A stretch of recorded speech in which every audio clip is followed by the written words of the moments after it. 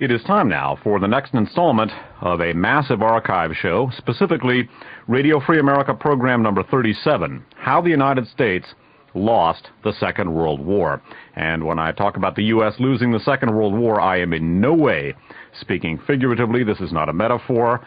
Von Clausewitz, the famous Prussian military theoretician, noted, and this is an oft-quoted phrase, that war is the continuation of politics by other means. You will also see that translated, war is the continuation of policy by other means. In the nuclear age, it was simply not possible to defeat another nation by sending major army groups crashing across an opponent's border, because that would lead to mutually assured destruction. So what we are looking at in this program is politics, or policy, as the continuation of war by other means. This is a massive archive show. I'm doing it in installments, and I think it will go a long way toward explaining not only the history of the second half of the 20th century, but it will in particular explain how the United States has gotten to its present sorry state of affairs. I'm going to begin by reviewing some of the highlights of this archive show to date. We began by taking a look at the assassination of President Kennedy, one of the main base points, I should say, of the program that I've been doing for these many years, some 13 years now.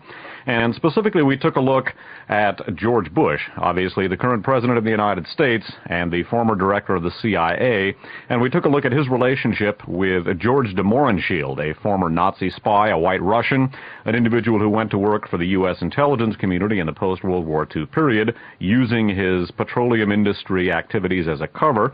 And we took a look at de Mohrenschildt also, by the way, was one of Lee Harvey Oswald's babysitters. And we took a look at George Bush's place in an intelligence/petroleum industry milieu, which was front and center and deeply involved in the assassination of John Kennedy. It remains to be determined whether George Bush personally was involved in some way with the JFK assassination. His name crops up in connection with the investigation in a number of different ways, and it appears almost certain, in fact it is certain at this point, that as director of the CIA, he frustrated congressional attempts to look into the connections between the CIA and Lee Harvey Oswald and Jack Ruby. As I've said so often, the CIA did not kill President Kennedy, but there were CIA elements involved, and that necessitated a cover-up by the CIA proper. We began looking at this explicitly fascist milieu involving intersections and a cooperation between the intelligence community, the national security establishment, the American far right, and the petroleum industry in connection with the assassination of John Kennedy. After having examined this in the first two programs and how it operated in connection with the Kennedy assassination, we began to look at the historical development of this particular milieu. Now, from an historical/political standpoint, the John Kennedy assassination represented, or was, three very important things. First of all, it was the culmination of a constitutional struggle between the military and the executive branch. The military has never liked having a civilian commander-in-chief. We took a look at that in considerable detail in our Aryan Nation series, Radio Free America programs 10 through 13. And we also have looked at the John Kennedy assassination as the triumph of rollback or liberation theory of fighting the Cold War, as opposed to the containment theory of fighting the Cold War. And also, the assassination of President Kennedy represented, or was, marked, I should say perhaps, the ascension of fascism in America. This evening, by the way, one of the central things that we're going to be focusing on is the generation of rollback or liberation theory vis-a-vis fighting the Cold War, or waging the Cold War. And we're going to take a look specifically at the role of the Reinhard Gehlen Nazi Eastern Front spy outfit in generating that particular philosophy, and with the involvement of Gehlen and Gehlen-related elements in the U.S. national security establishment and political establishment, and how that led to the formation of rollback theory. One of the things that we began looking at in connection with the evolution of the milieu, this explicitly fascist milieu that we looked at in connection with John Kennedy's assassination, well, we began looking at the plans by the Third Reich to go underground during the course of the Second World War. The Nazis had determined early on that they were going to lose the Second World War, and they began making plans for resurgence, for post-war resurgence, and for the continuation of Nazism.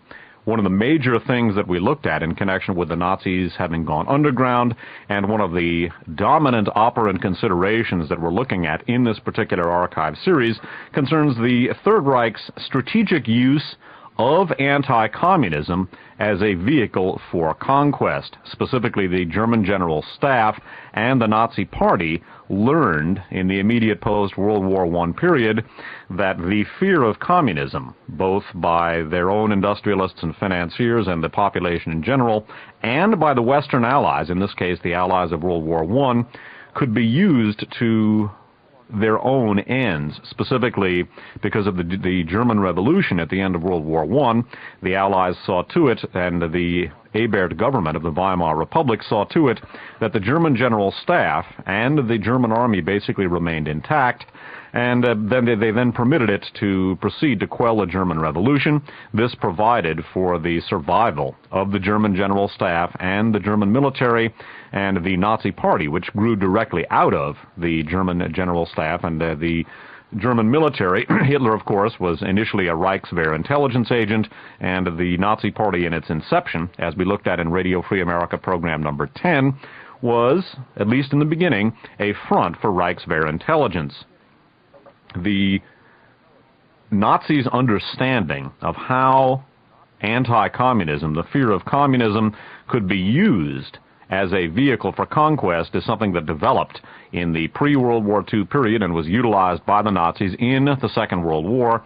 It is one of the central operant and theoretical concepts in the analysis being presented in Radio Free America number 37. The Third Reich was able to achieve some of its astounding early military successes because many of the industrialists and financiers, as well as the general staffs allied with them, were more afraid of socialist movements in their own country than domination by foreign fascists. Specifically, the French army was surrendered by Maréchal Pétain, the World War I hero and Vichy collaborator, so that it could be preserved, quote, to fight against communism. We took a look at the Third Reich's plans to go underground, specifically how the SS and Gestapo would constitute the core of the post-World War II Nazi underground, and another major strategic concept that the Third Reich, in planning to go underground, was formulating was a plan to hook up with sympathetic elements in other countries in order to preserve Nazism and to further their ends. Specifically, one of the major goals of the Third Reich in the World War II planning period for their post-World War II operations was to hook up with fascist sympathizers, both industrialists and financiers, and people farther down on the socioeconomic scale who were sympathetic to fascism. And specifically, we took a look at how they planned to hook up with American industrialists and financiers of fascist sympathies in particular. We took a look, for example, in the book The Nazis Go Underground by Kurt Reese, at how, among others, the American tycoon William Grace might very well serve as a vehicle for the continuation of Nazism in the United States. William Grace was a good friend of the aforementioned George de Mohrenschildt. We also took a look at the targeting by the Third Reich of Harry Jung's American Vigilant Intelligence Federation, a fascist organization, an explicitly anti-Semitic organization that worked with the Hitler-Goebbels anti-Comintern in the 1930s and early 40s. The anti-Comintern was an international consortium of fascist organizations which was put together as an umbrella organization by the Third Reich. Jung's organization, Harry Jung's American Vigilant Intelligence Federation, was a major element in the United States of the anti-Comintern, and the files of Jung's organization served as the seed, so to speak, the seed for the files of an organization called the American Security Council. That organization deeply involved with an organization called the Anti-Bolshevik Bloc of Nations, and that organization, as we have seen, which went on to become a key element of the World Anti-Communist League, was and is a major element of U.S. national security and covert operations, national security considerations and covert operations. The Anti-Bolshevik Bloc of Nations and related elements, and the ABN is very close to the Galen organization. The ABN was one of the major elements that we looked at in connection with the assassination of President Kennedy. Now, by the way, if I'm going a little quickly here, or if this sounds a little glib, I apologize. Suffice it to say that Archives on Audio should be contacted to get the earlier installments of Radio Free America 37, because this is a massive program, and necessarily in recapping what we've looked at so far in many, many hours of broadcasting real time, I've got to present things rather quickly, and I can appreciate it if this seems a little sketchy or a little glib. Simply get a hold of the archives and peruse the information at length and in detail. Now, in the most recent installment of Radio Free America 37, the program that I did last week, we took a look at how German and American industrialists and financiers who were associated with the transatlantic financial and industrial axis that was instrumental in promoting fascism in Europe. We took a look at how people like Allen Dulles on the American side and people like Gero von Gebernitz on the German side, both of them working in an intelligence capacity for their respective governments, were negotiating during the course of the Second World War in order to form what they referred to as the Christian West concept. This basically was a plan on the part of the Third Reich and agreed to, a plan that was drawn up by elements of the Third Reich and agreed to by elements of Western intelligence, particularly Allen Dulles, head of the Bern, Switzerland OSS office, to shed Adolf Hitler and the more venal elements of Nazism, and to have the residua of the Third Reich and Germany in general hook up with the United States and Britain and France in an anti-communist, anti-Soviet coalition. The Christian West concept, again, was developed by elements of the Third Reich, agreed to by elements of our intelligence system associated with the transatlantic financial and industrial axis that I took a look at, or that we looked at in the first two Radio Free America shows, looking back from 1984, The Hidden History of the Cold War, Parts 1 and 2, and that we looked at in the Uncle Sam and the Swastika Archive show, the Uncle Sam and Il Duce Archive show, as well as Radio Free America number 10, and a miscellaneous archive show entitled Japanese Fascism, Its History and Significance for Contemporary Americans. And I encourage listeners not familiar with those programs to get a hold of them. Many of them I broadcast every Memorial Day weekend here on KFJC for those who are listening live. And for those of you who hear the program on tape, please get a hold of those archive shows, and it will flesh out your understanding of these particular events that I'm discussing. I would recommend very strongly, I do recommend, a current book called The Old Boys by Burton Hirsch, H-E-R-S-H. It goes into not only that transatlantic financial and industrial axis, but its very strong connections to U.S. intelligence and to the origins of the CIA, and the formation of the Christian West concept is discussed in detail in The Old Boys by Burton Hirsch. For my money, one of the very best books on the U.S. intelligence community and its origins.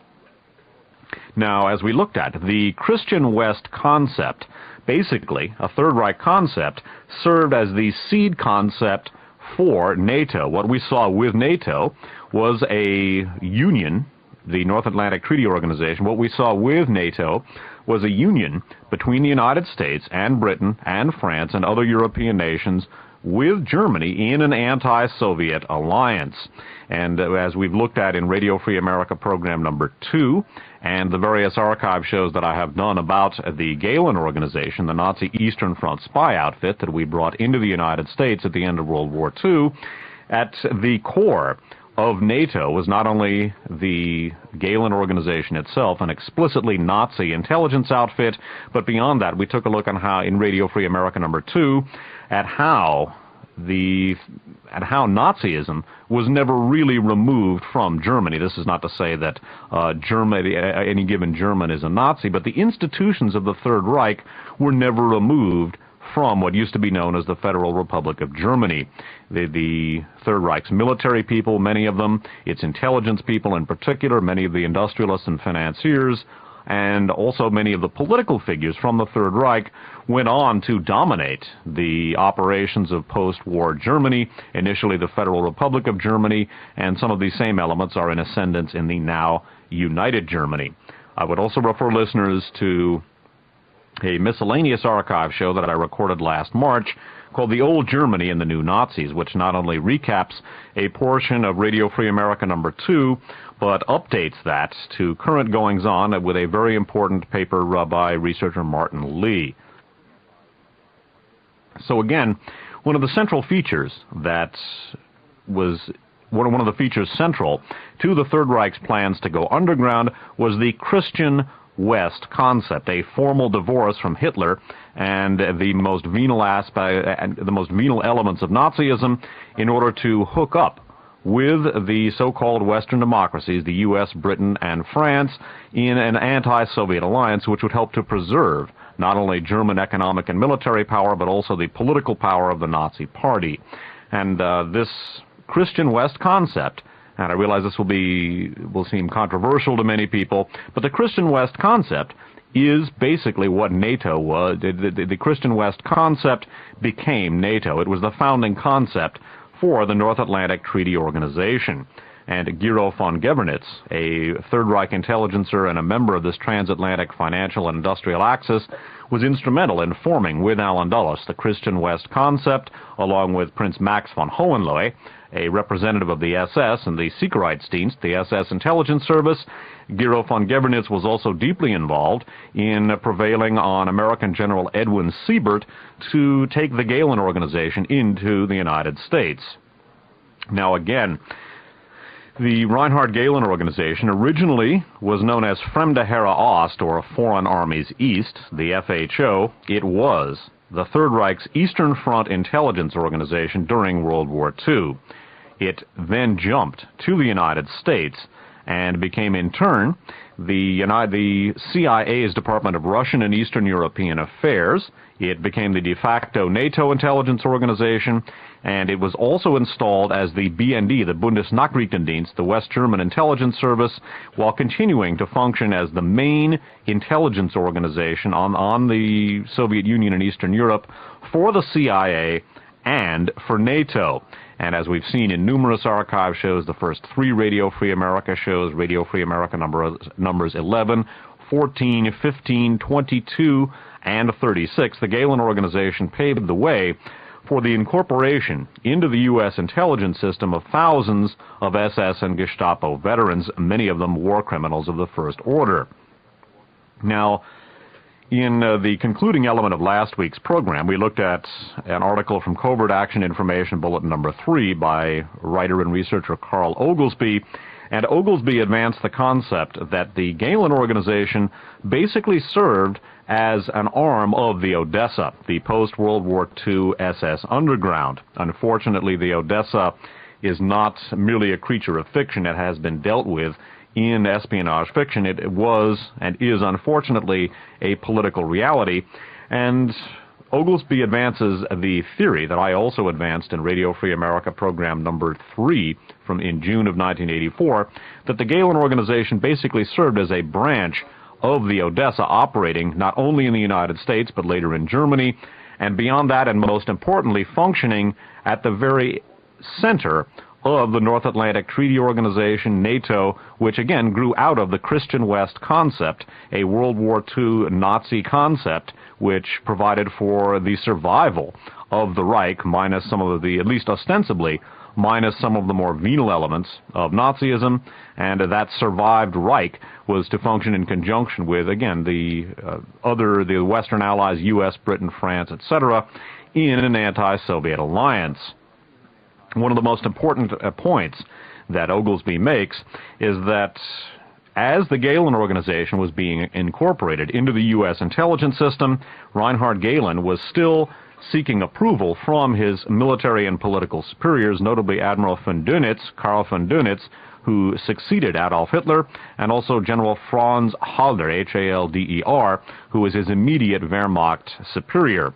I also noted that the Gehlen organization worked very, very closely with the Reichssicherheitshauptamt, the main organization of the SS, and in particular it was very close, that the Gehlen organization was very close to the Sicherheitsdienst, the SS intelligence service, and Amt 6, the foreign affairs branch of the Sicherheitsdienst, headed up by Walter Schellenberg. Now, Carl Oglesby advances the hypothesis, and this is something I have also spoken of, that the Gehlen organization literally served as a Trojan horse in the United States. Although it was brought into the country ostensibly to serve the United States, in fact, it turned out to be an extremely destructive thing for the United States. We're going to be taking a look at just how destructive it was. And again, I think the Trojan horse metaphor that was advanced by Carl Oglesby in Covert Action Information Bulletin number 33 is a very, very accurate one. Recall that one of the points that Oglesby cites is that part of the agreement that was reached between Reinhard Gehlen and his ostensible masters in the United States was that when there was a conflict between German interests and American interests as far as the Gehlen organization went, that the Gehlen organization would be understood to act on behalf of German interests, and that's exactly what it did. What we're going to be looking at this evening is how the Gehlen organization functioned as a Trojan horse, and how the Gehlen organization began to function as a vehicle for literally defeating the United States. Not defeating it on the battlefield, not defeating it militarily, but defeating it economically and politically by affecting the American military strategic perceptions, and also, and in connection with that, affecting American political life as well. What we're going to be taking a look at this evening is just how the Gehlen organization affected American strategic perceptions, and in connection with that, how American strategic perceptions and the Gehlen organization affected American political life. What we're going to begin looking at this evening is another work, or a short section of another work by Carl Oglesby. We're going to be reading now a short section from a book called The Yankee and Cowboy War, subtitled Conspiracies from Dallas to Watergate and Beyond. That is authored by Carl Oglesby, O-G-L-E-S-B-Y. It was published in softcover by Berkeley Medallion Books and was copyrighted 1976. Of the effect of the Gehlen organization on the United States, Carl Oglesby writes as follows in The Yankee and Cowboy War. Look what power the victors conceded the vanquished. Exclusive purveyor of intelligence on the Soviet Union and Eastern Europe to the United States, West Germany, and NATO, Gehlen and the spirit kept alive in him and his staff had more power over official American perceptions in the post-war world than even a German victory could have given them. The Gehlen-Vlasov intelligence system had become a main source and fountain of official American consciousness. Indeed, Oglesby's statement is very, very accurate.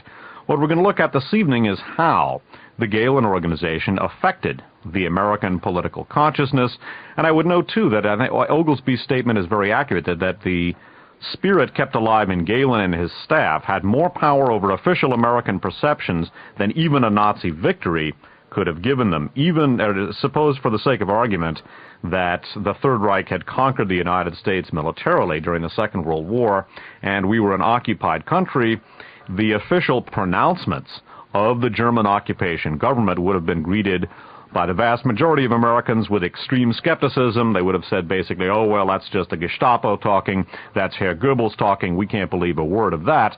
But when the perceptions of the Gehlen organization, both military and political, as we will see this evening, were presented under the rubric of the old red, white, and blue, they gained a credibility in the eyes of the American military planners and in the eyes of American politicians, and most importantly, in the eyes of the American public, that they could never have had the Third Reich conquered the United States militarily.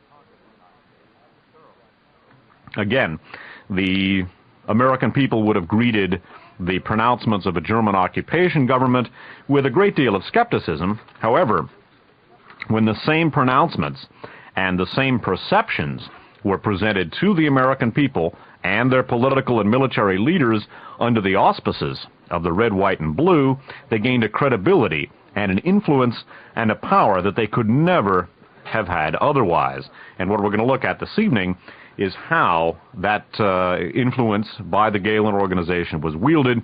We will come back to the assassination of President Kennedy in weeks to come and take a look at the ultimate culmination of the generation of political consciousness in the United States by the Galen organization that resulted in November of '63 in the assassination of John Kennedy, and ultimately the liberation or rollback theory, the Galen genesis of which we will be looking at this evening, had its culmination in the Reagan and Bush years, and we will be taking a look at the Reagan and Bush administration as the ultimate fulfillment of rollback or liberation theory vis-a-vis fighting the Cold War.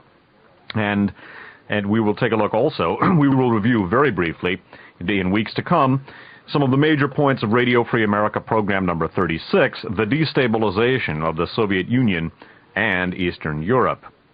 We're going to begin by taking a look at one of the main ways that the Galen organization influenced American strategic thinking and how it was able to influence the course of the Cold War, and that is by provoking the Soviet Union.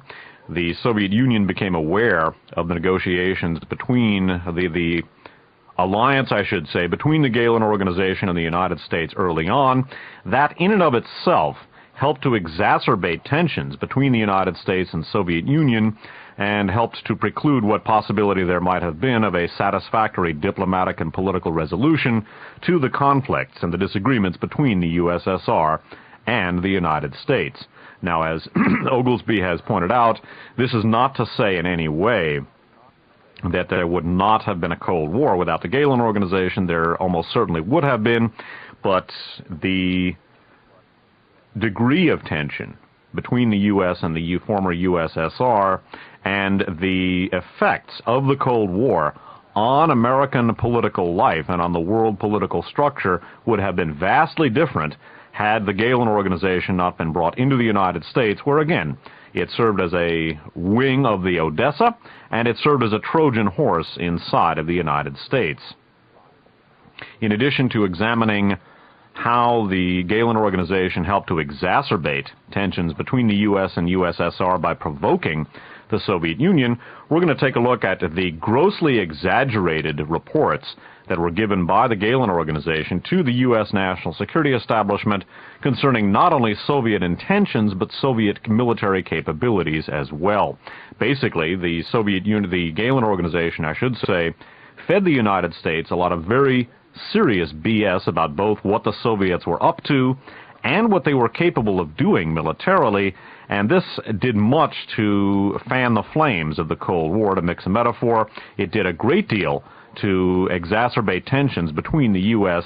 and the USSR, which ultimately led to the very destructive arms race which bankrupted the Soviet Union and led to its dissolution in considerable measure. It also in considerable measure led to the bankrupting of the United States, and it's one of the main reasons why we are in the current situation that we are in. After taking a look at the Galen organization and how it provoked the Soviet Union and how it misled the United States about Soviet capabilities and intentions, we're going to take a look at how the Galen organization and related Third Reich elements were able to fundamentally alter American political thinking in the Cold War period, in the McCarthy period in particular. We're going to take a look at how U.S. intelligence, the CIA in particular, introduced many of the Soviet and Eastern European fascist émigrés, who comprised a very important element of the Galen organization, how they were introduced into the United States during the Cold War period as a result of illegal operations inside of the United States by elements of the CIA, in particular the CFF, the Crusade for Freedom, and how these Galen and Galen-related elements were to lead to the generation of liberation or rollback theory of fighting the Cold War. Originally, liberation theory began as a Third Reich political and psychological warfare tactic and as a major pillar of Third Reich covert operations. We're going to see how that evolved not only into a major pillar of American and CIA political warfare, but how it became a major force in American political thinking, ultimately having a profound effect on the development of the Republican Party, among other American political interests.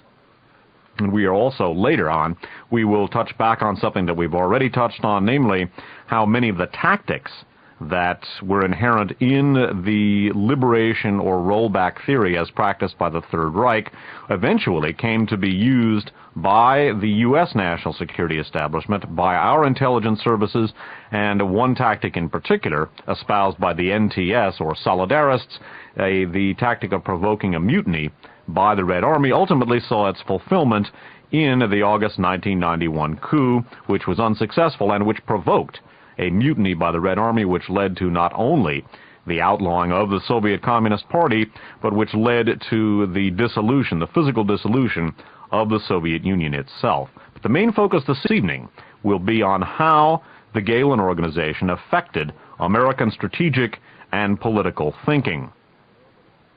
For the duration of the broadcast this evening, we're going to take a look at what is almost certainly the single most important book about not only the Gehlen Organization, but about the importation of residual Third Reich elements into the U.S. national security establishment. That book is entitled Blowback, subtitled America's Recruitment of Nazis and Its Effects on the Cold War, and that was authored by Christopher Simpson, S-I-M-P-S-O-N. It was published in hardcover by Weidenfeld and Nicholson and copyrighted 1988. Weidenfeld, by the way, is W-E-I-D-E-N-F-E-L-D, and they're located in New York. What we're going to begin looking at is the interaction between the Office of Strategic Services, World War II's American Intelligence Service, or the American Intelligence Service in World War II, and the Gehlen Organization. In Carl Oglesby's essay, which I read last week, he does not discuss the contacts between the OSS and the Gehlen Organization. They were eclipsed or ignored in Oglesby's work, but it is important to understand that the OSS and many of the key officials in the OSS who went on to become major players in the CIA were in fact deeply involved with the generation of the Gehlen Organization and its incorporation into the United States. Simpson writes of this in Blowback as follows. General William Wild Bill Donovan and Alan Dulles of America's Wartime Clandestine Operations Agency, the Office of Strategic Services, or OSS, were also tipped off about Gehlen's offer by a Dulles double agent inside the German Foreign Office. The OSS was soon jockeying with U.S. military intelligence for institutional authority over Gehlen's microfilmed records, and before long, over control of the German spy master himself.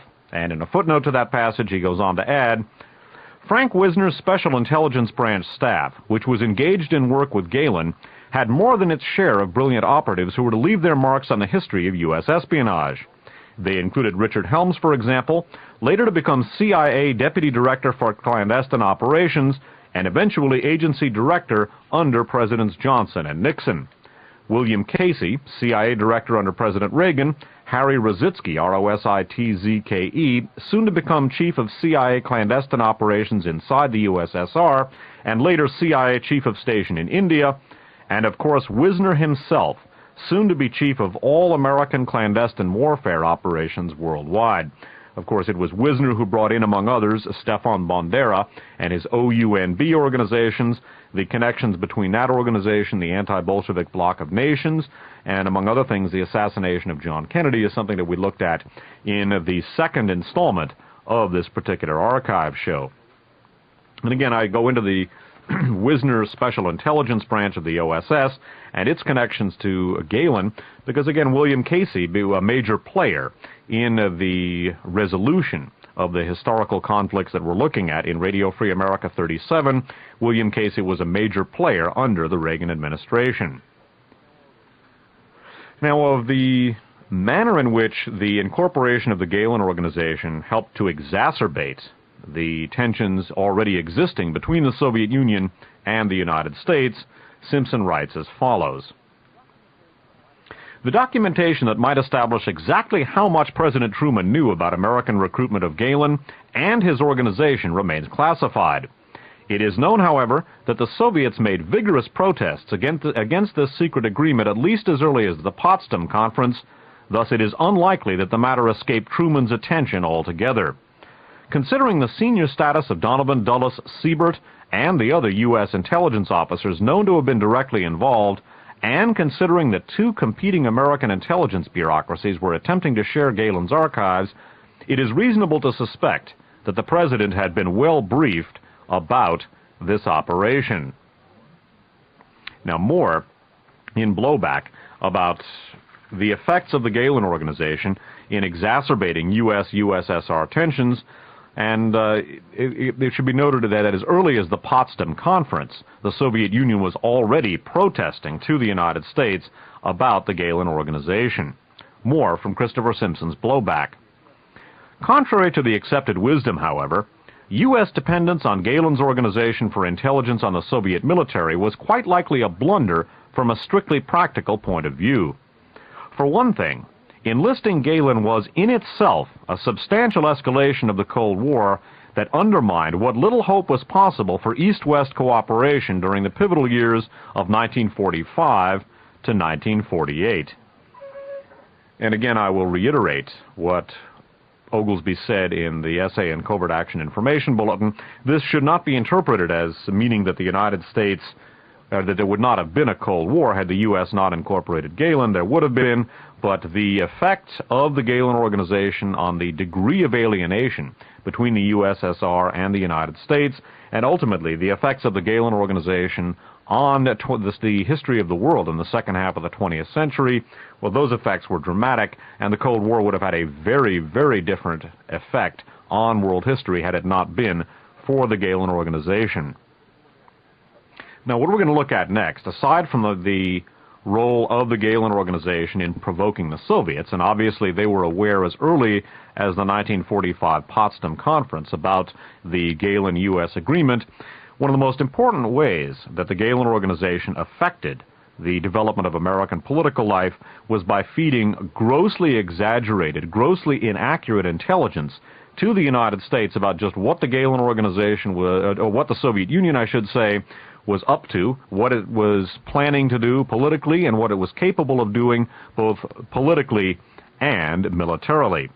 Simpson writes about this in a chapter appropriately entitled The Eyes and Ears. Of all the networks of former Nazis and collaborators employed by the United States after World War II, it is Galen's organization that has left the most substantial imprint on the United States. Galen's analysis of the forces that guide Soviet behavior, which were forged in part by his personal defeat at the hands of the Russians during World War II, became widely accepted in U.S. intelligence circles and remains so to this day. Galen's singular error, says Arthur Macy Cox, C-O-X, a career Soviet affairs analyst who has served with both the CIA and the Department of State, is that he presented the political threat posed by the USSR as though it were an imminent military problem, thus, quote, ingratiating himself, unquote, as Cox puts it, again quoting, with the unreconstructed Cold Warriors in the Pentagon and on Capitol Hill. Galen's influential intelligence and analysis also strongly reinforced the, quote, communist conspiracy, unquote, model of foreign affairs, in which the hand of the Kremlin could be seen in almost every labor dispute and student strike on the continent. Now, one of the points that I want to underscore very heavily this evening is that the Galen organization's effect on the United States should in no way be seen outside of the context of other major American factors in American politics and American society, which provided the vehicle for the Galen organization to influence American society in the way that it did. The Galen organization and the analysis that I'm presenting this evening should never be seen as existing in a political vacuum. Rather, and this is one of the most important points in this installment of Radio Free America 37, rather, the profound effect of the Galen organization on the United States and the effect the Galen organization has had on world history could only have been accomplished as a result of its interaction with very powerful elements in the American political makeup, namely some of the elements cited here, the, quote, unreconstructed Cold Warriors, unquote, in the Pentagon and in Capitol Hill, the defense industry in particular, what President Eisenhower referred to as the military-industrial complex, was a major element which permitted the Gehlen Organization to have the effect that it had. And obviously the industrialists and financiers in this country, both those of conservative bent who were afraid of communism and also those of explicitly fascist orientation, the ones that we looked at in Uncle Sam and the Swastika and other broadcasts, they were already very receptive not only to the exaggerated picture of the Soviet Union that Gehlen presented, but also to the explicitly fascist nature of the Gehlen Organization, and ultimately that fascist nature came to be expressed directly in American political life, as we will see. What we're going to look at now is how the Gehlen Organization provided grossly inaccurate intelligence to the United States. Now, a word briefly about the Soviet occupation of much of Eastern Europe. One of the factors that is largely ignored or overlooked by American political analysts is the fact that in addition to Japan, Germany, and Italy, the main Axis nations of World War II, the Axis was also comprised of Romania, Hungary, and Bulgaria, three of the nations occupied by the Soviet Union, which became the Warsaw Pact nations. Another major element of the Warsaw Pact, obviously, was East Germany, which, of course, was part of the original German Reich. It should also be noted that Czechoslovakia, under Nazi occupation, was divided up, and Slovakia became an independent fascist state under the Third Reich, and now it has achieved its independence again in the post-Cold War period. We'll discuss that fleetingly during the course of the program, during the course of Radio Free America 37 in later installments. It should be noted that from the Soviet point of view, much of what they were doing in Eastern Europe was occupying and altering the political structure of fascist nations, nations which had participated in the enormously destructive invasion of the Soviet Union. Again, Romania, Hungary, Bulgaria, East Germany, and Slovakia, part of Czechoslovakia, were all part of the Axis in World War II. It should also be noted that Poland, although it was not part of the Axis, was a fascist country prior to World War II. Poland for many years was dominated by the brutal dictator Pilsudski, and Pilsudski, although a strong Polish nationalist, was basically a fascist and described as such by, among others, George Seldes, regarded by many as the Dean of American Investigative Reporters. Because, however, Poland was nationalistic and because it lay between Nazi Germany and the Soviet Union, it ultimately became the first victim of Nazi conquest and suffered brutally under the occupation of the Third Reich. One of the things that we looked at in Radio Free America program number 14, and that we reprised to a considerable extent in Radio Free America program number 36, was the Promethean League, or the Prometheus Organization. That was sort of a pre-Wackle-Wackle. It was an anti-communist coalition which was based in Poland and which operated to a large extent as a result of Polish support. It was also financed heavily by France. But the Promethean League, an explicitly anti-Soviet organization, not only functioned in Poland under Pilsudski and then Pilsudski's successor, whose name I've forgotten, but he was basically a Pilsudski puppet. But later the Promethean League was incorporated into the Third Reich after its successful invasion of Poland and worked against the Soviet Union during World War II. We're going to look at now, again, a discussion of how the Soviet occupation of Eastern Europe and the Soviet intentions and military capabilities were fundamentally exaggerated by Gehlen, and how this exaggeration came to affect the American strategic thinking and ultimately American political life as well.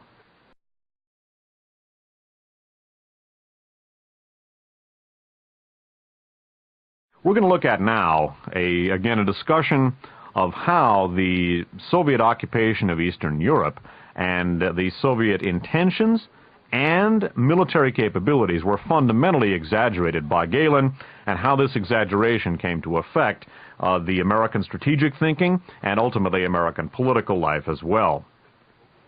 I was going to say Oglesby, Simpson writes in Blowback, Most important, Galen's operatives and analysts strongly reinforced U.S. intelligence's existing predilection toward paranoia about communism and the USSR, contributing significantly to the creation of a body of widely believed misinformation about Soviet behavior.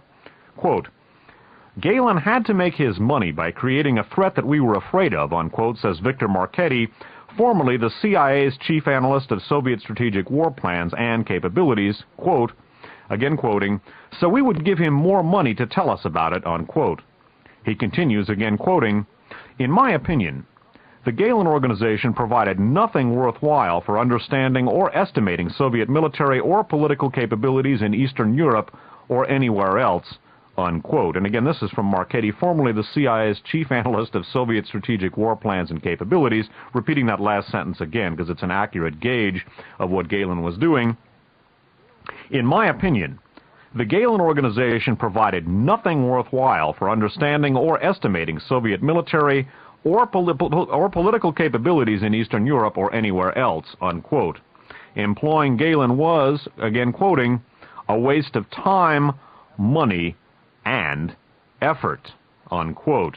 I would also note that Marchetti goes on to describe how the Galen organization was heavily penetrated by Soviet intelligence. This has been widely reported. We touched on that in Radio Free America number 3. Galen's chief of counterintelligence for many years was a former SS man named Heinz Felfa, who turned out to be in the employ of the Soviet Union. One of the things that I generally avoid in this broadcast is what might be termed spy versus spy, because the waters of double and triple agents and the penetration of intelligence services by their rivals is something that is very difficult to get to the bottom of, although it is a matter of public record that there was widespread penetration of Galen's organization by Soviet intelligence. One of the things that has never been dealt with substantively is the extent to which some of these penetrations might have actually been used as triple operations by the Galen organization. Certainly, the Galen organization had an effect on Soviet intelligence. Undoubtedly, some of the infiltrators, some of the Soviet infiltration of the Galen organization permitted the Soviets to view Galen and his activities in an accurate way. That would have contributed to the alienation on the part of the Soviets, who would have had a first-hand picture of the extent to which the United States and the other NATO countries were incorporating elements of the Third Reich and collaborating with many of the most heinous elements of Nazism. But one of the things that we will never know for sure, because it's a cinch that neither the BND nor the CIA, and in all probability neither the KGB, will ever tell us, is the extent to which some of those infiltrators might have been known to Galen and how the Galen organization might have employed some of them as triple agents. The Soviets may have thought that they were in fact working for them while ostensibly working for Galen, while they may in fact, some of them anyway, may very well have been working as triple agents, and the effects of those triple agents, and I'm sure it's a safe bet that there were some. How many we'll never know, but it's a safe bet that some of them at least were functioning as triple agents, and it may have been in an excellent position to not only in turn infiltrate Soviet intelligence, but to feed them disinformation as well. Continuing with how the Galen organization was able to feed the United States grossly inaccurate information concerning the Soviet Union, what we're going to look at next concerns how the Soviet forces in Eastern Europe were essentially war-weary occupation troops, and how Soviet logistical capabilities from a military standpoint were dependent on rail and horseback, because Soviet forces were not motorized to anywhere near the extent that Western armies were. Any large-scale offensive by the Soviet military would have been dependent on the use of rail, and as we're about to see, rather than shoring up the rail system in Germany and elsewhere in Eastern Europe, they were tearing up thousands of miles of tracks and bringing them back to the Soviet Union to help repair the enormous damage that they suffered during the course of World War II.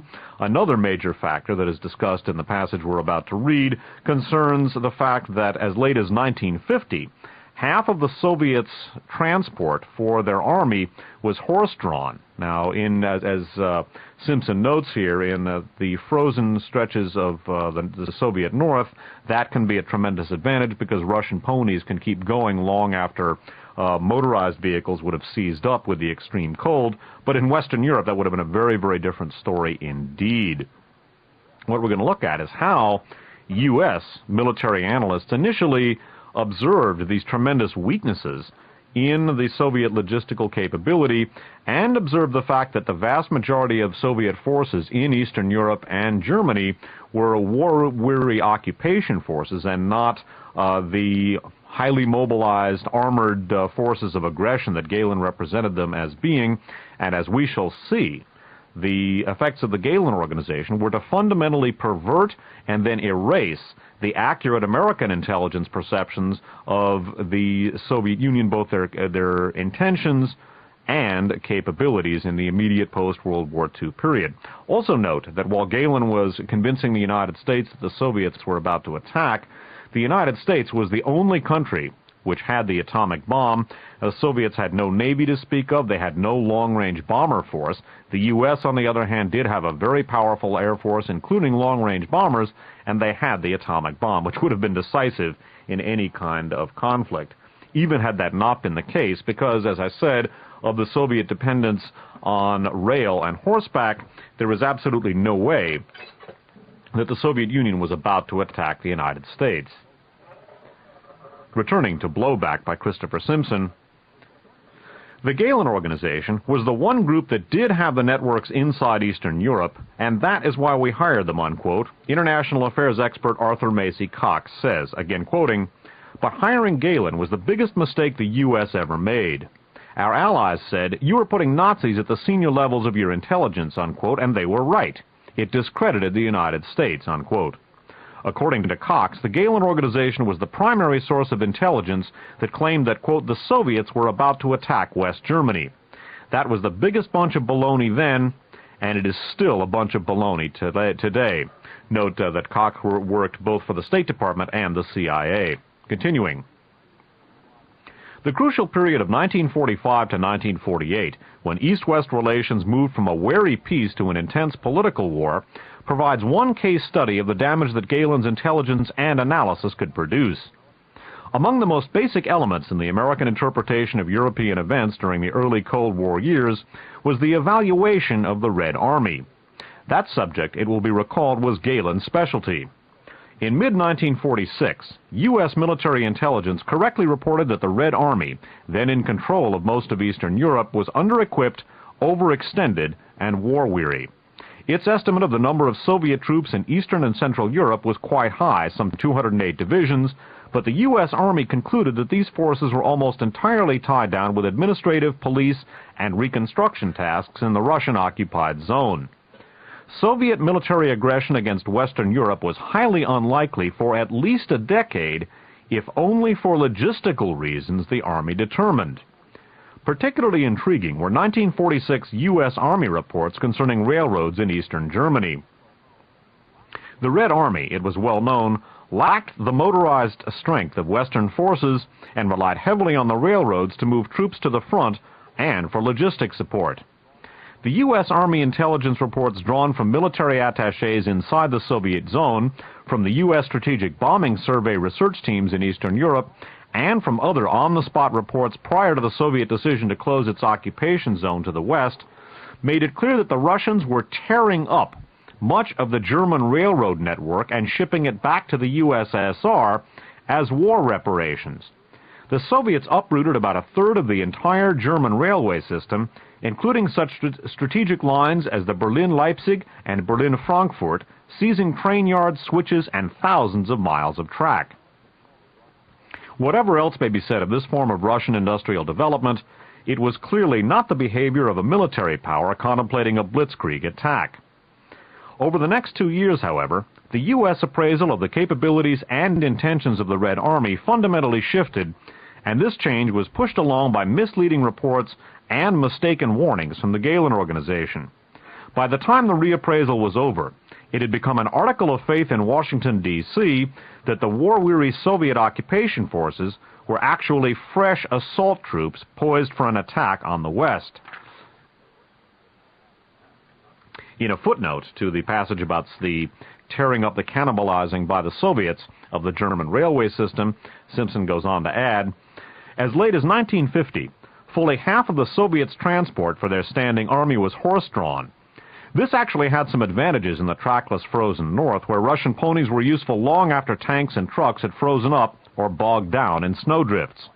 Western Europe, however, was quite a different place. Now, returning to the fundamental misinformation given the United States about the Soviets by the Galen Organization, repeating again the last sentence that I read in that context, by the time the reappraisal by Galen was over, it had become an article of faith in Washington, D.C. that the war-weary Soviet occupation forces were actually fresh assault troops poised for an attack on the West. The Americans' new estimate of the number of those troops, furthermore, was also greatly exaggerated because it did not take into account the large-scale demobilization of Soviet forces after 1945. As U.S. intelligence's primary source of information on the Soviet military during this pivotal period of the Cold War, Galen's organization played an important role in the creation of the American evaluation, or rather misevaluation, of Soviet power in Europe that has not been adequately appreciated until recently. And again, note that, as Simpson says here, repeating another sentence, the Americans' new estimate of the number of those troops, furthermore, was also greatly exaggerated because it did not take into account the large-scale demobilization of Soviet forces after 1945. To this day, and you can see this on documentaries or hear it on radio documentaries, it remains an article of faith of Cold War history that the U.S. demobilized at the end of World War II and the Soviets didn't. That is simply not the case, and that misinformation was handed to the United States by the Galen Organization. Very, very, very important piece of misinformation, one which survives to this day. So again, the Galen Organization provided us with misinformation about what Soviet capabilities were, even though they were largely dependent on horses as late as 1950 for their logistical support system, and even though they were cannibalizing the German rail system, thereby precluding the possibility of a blitzkrieg attack of the type foreseen by Galen. Because of our dependence on Galen, a fundamentally distorted picture of the Soviet Union was presented in the United States. And again, bear in mind one of the major strategic concepts that the Third Reich had learned, and we're seeing this major strategic concept being put into effect inside the United States, or upon the United States. Namely, again, the Third Reich's understanding that anti-communism, the fear of communism by the Western industrial nations, could be used as a vehicle for furthering their own interests, including the conquest of those nations. Military conquest during World War II, as we've touched on, and political conquest in the post-World War II period. Now, what we're going to look at next is one of the major contexts in which the Galen misevaluation of Soviet military capabilities and intentions was put into effect. The so-called Czech crisis of 1948, in which the Soviets came to occupy Czechoslovakia, served as a major alarm bell to the United States. That alarm bell was sounded by Galen, and we're going to take a look at just how exaggerated the U.S. estimates of Soviet capabilities and intentions were as a result of Galen. And one of the things that's most important about the passages that we're about to read is to understand the role of the so-called military-industrial complex, as President Eisenhower referred to it, namely not only the Pentagon per se, but also the very powerful and lucrative defense industries, because one of the major ways that the Galen Organization was able to affect American political life as well as military life and military conceptions was by creating an exaggerated threat of the Soviet Union, which served the interests of the defense industries as well as the Pentagon. More money was made all the way around. It also, the exaggerated views given by Galen, the exaggerated estimates, the misinformation, also served to reinforce the interests of what Arthur Macy Cox referred to as the unreconstructed Cold Warriors in both the Pentagon and in Capitol Hill. And again, I want to underscore a central point in this archive show, that, and in particular in this installment of the archive show, the effect of the Galen Organization and related elements on the United States, and I'm talking here about the paperclip rocket scientists as well as some of the other Nazi and fascist collaborators that were brought in other programs, not specifically as a result of the Galen Organization, that their effect on the United States was precisely as a result of the way in which they interacted with other major American political and military forces. The Galen Org and related elements did not operate in a vacuum, but the pivotal effect they had was precisely as a result of their interaction, both direct and indirect, with other major American political forces.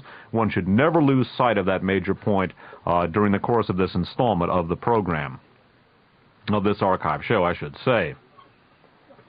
Continuing now with Simpson's analysis, we're going to take a look at how Galen fundamentally misrepresented Soviet capabilities during the Czech crisis of 1948.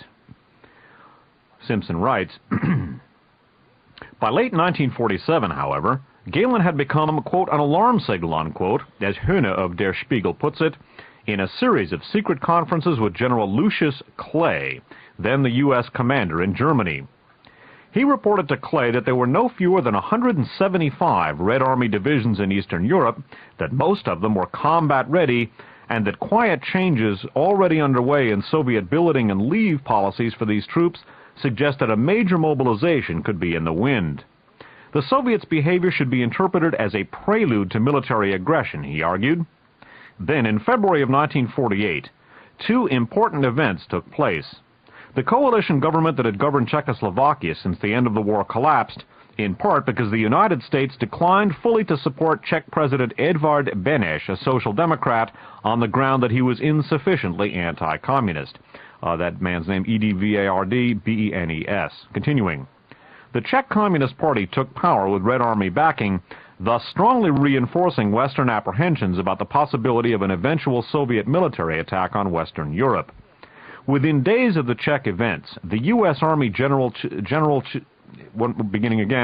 within days of the Czech events, the U.S. Army General Staff Chief of Intelligence, General Stephen J. Chamberlain, Chamberlin, who had earlier been instrumental in the scientists' affair, met with General Clay in Germany.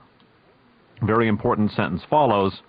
In these encounters, Chamberlain stressed, quote, the fact that major military appropriations bills were pending before congressional committees, unquote, as Gene Edward Smith, editor of Clay's papers, has noted, and again quoting, and the need to galvanize American public opinion to support increased defense expenditures, unquote.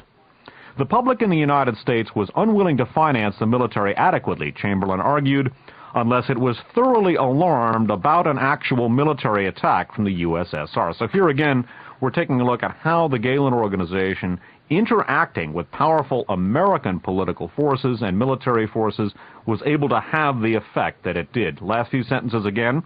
Within days of the Czech events, the U.S. Army General Staff Chief of Intelligence, General Stephen J. Chamberlain, who had earlier been instrumental in the scientists' affair, met with General Clay in Germany.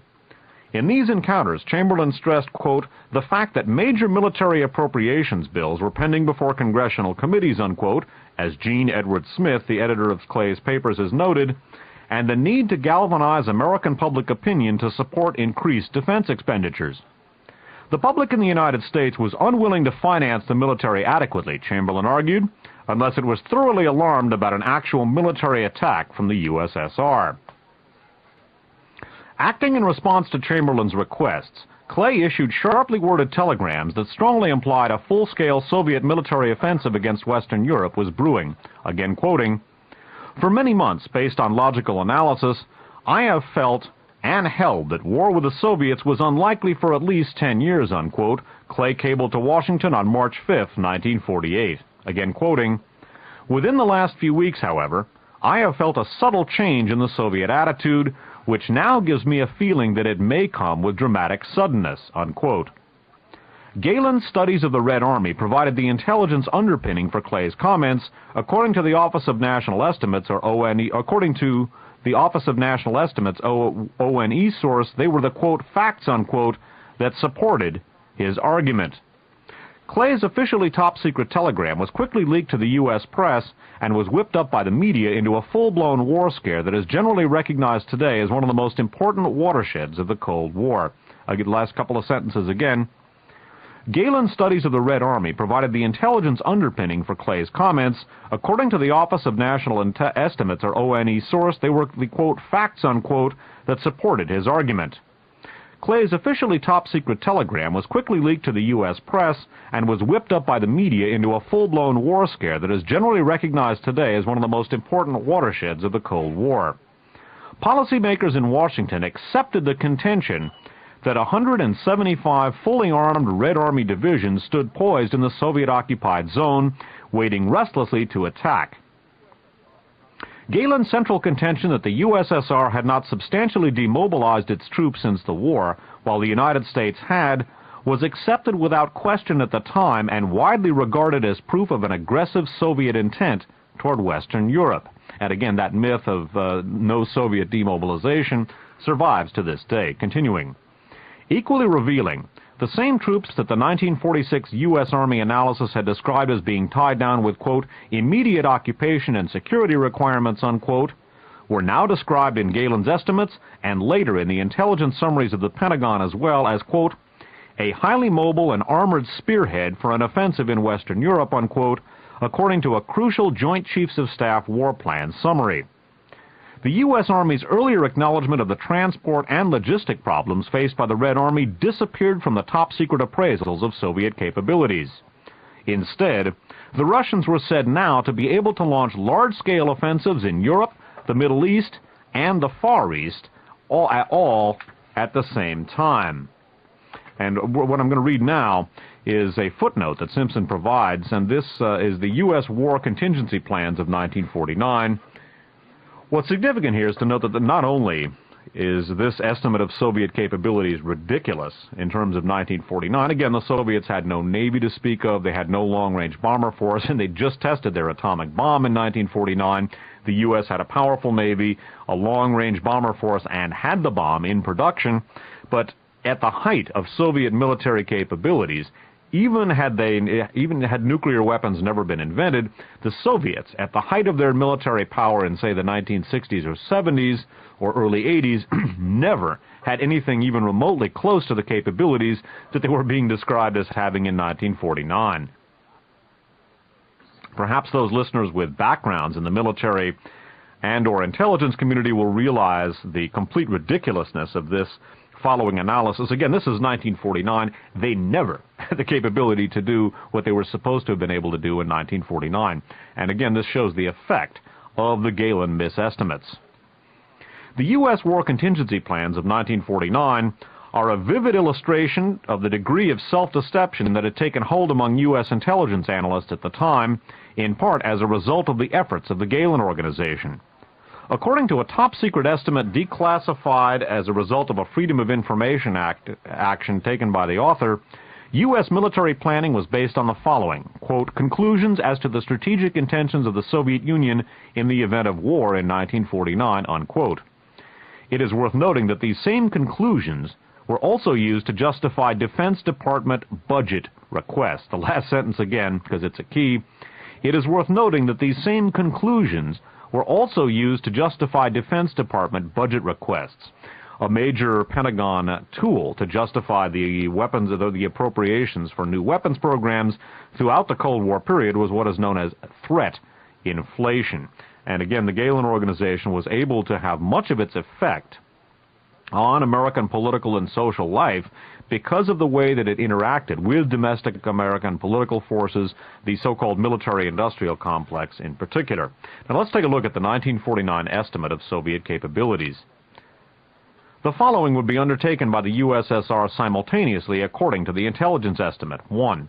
A campaign against Western Europe, including Italy and Sicily, but not the Iberian Peninsula initially, to gain the Atlantic seaboard in the shortest possible time and to control the central Mediterranean. 2. An aerial bombardment against the British Isles. 3. A campaign to seize control of the Middle East, including Greece and Turkey and the Suez Canal area. 4. A campaign against China and South Korea, and air and sea operations against Japan and the United States bases in Alaska and the Pacific, insofar as the Soviet Union can support such operations without prejudice to those in other areas. 5.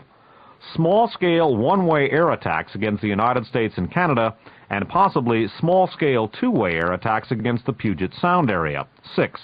A sea and air offensive against Anglo-American sea communications. 7.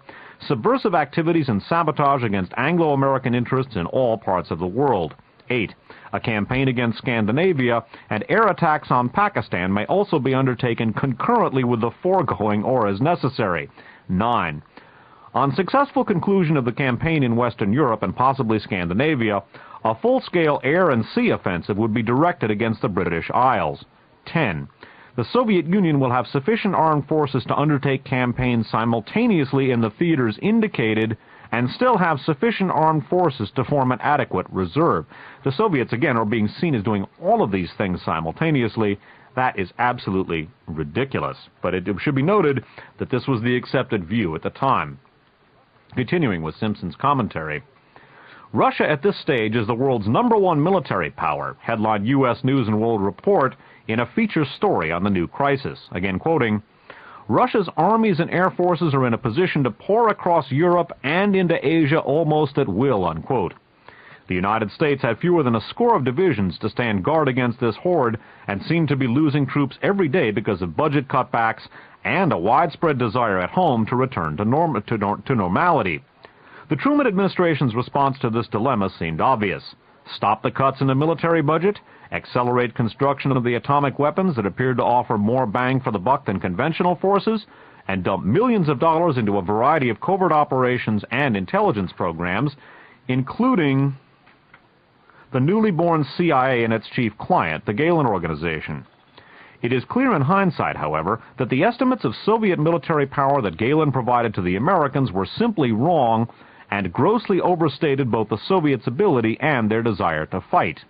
While it, quote, is still commonly believed that the Soviet Union did not demobilize its ground forces at the end of World War II, writes Matthew Evangelista in the MIT journal International Security, again quoting, this is not the case. The overall manpower strength of the Soviet armed forces were considerably exaggerated in the West during the early post-war years, unquote.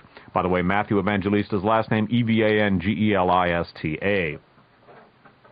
I would note, too, the similarity between the way that these grossly exaggerated, Gehlen-originated reports of Soviet military capabilities and intention, the effect they had on American political life in the 50s is very similar to the propaganda campaign that took place in the late 70s and early 80s, which led to the enormous Reagan military buildup. Again, an enormous exaggeration of Soviet capabilities, and in turn a gross underestimating of American capabilities led to the massive arms buildup under the Reagan administration. This is a pattern that we will take a look at as we take a look at the Reagan administration as the ultimate fulfillment of rollback or liberation theory. Returning again to Simpson's analysis, Gehlen's role in the 1948 crisis was one of the first and still one of the most important examples of blowback created by the Nazi utilization programs. His seemingly authoritative intelligence reports played a very real role in shaping U.S. perceptions of the USSR during this pivotal period. Furthermore, the reports became an important ingredient in the domestic American debate over military budgets and defense policy. In those events, General Chamberlain of Army Intelligence solicited General Clay's telegram because he knew that once leaked, it would be a potent weapon in budget battles on Capitol Hill. The idea succeeded almost too well. The arrival of Clay's warning on the heels of the collapse of the government in Czechoslovakia and related crises came perilously close to triggering a war itself. Had Gehlen's role been limited to the preparation of top-secret studies for the use of America's own most expert intelligence analysis, it is unlikely that his project would have done much harm during the post-war period, and it might actually have done some good. But that is not how intelligence agencies actually work. Very important passage coming up here Repeating again that last sentence. But that is not how intelligence agencies actually work. In reality, contending factions in the government leak their versions of events to favored members of Congress or reporters and from them to the public at large. Quote, secret reports, unquote, revealed in this way, especially those that frighten or titillate us, take on a mystique of accuracy that is undeserved. These, quote, secrets, unquote, become potent symbols that rally constituencies whose concern is not with the accuracy of a given bit of intelligence, but rather with the use to which the leak can be put in the domestic political arena. That last sentence again. These, quote, secrets, unquote, become potent symbols that rally constituencies whose concern is not with the accuracy of a given bit of intelligence, but rather with the use to which the leak can be put in the domestic political arena. As time goes on, a self-reinforcing process sets in, each new leak lending credibility to the next, which in turn, quote, confirms, unquote, those stories that have already been revealed. Quoting, the agency, CIA, loved Galen because he fed us what we wanted to hear, unquote. Marchetti concludes, again quoting, we used his stuff constantly and we fed it to everybody else. The Pentagon, the White House, the newspapers, they loved it too. But it was hyped up Russian boogeyman junk, and it did a lot of damage to this country. So again, the effects of the Galen organization should never be seen as existing in a vacuum, but rather the profound effect, and in my analysis, I believe the pivotal effect that the Galen organization effected on American and world history was by acting in conjunction with major political and social forces in the United States, and that interaction between Galen and powerful domestic political forces ultimately produced the outcome of the Cold War that took place. The Soviet Union doesn't exist anymore. What's left of it is bankrupt, and we are bankrupt too. A very important element of analysis is one that will figure during the course of the rest of this archive show, and it figures in a prominent way in the analysis of the U.S. having lost the Second World War. Granted, we, quote, won, unquote, the Cold War, but we are now bankrupt. We're the world's biggest debtor nation. The S&Ls are gone. The savings, the commercial banks are in bad shape. The insurance companies are in very bad shape, and they're going to be going down at some point. There's enormous corporate debt, enormous consumer debt. We're losing our industrial base.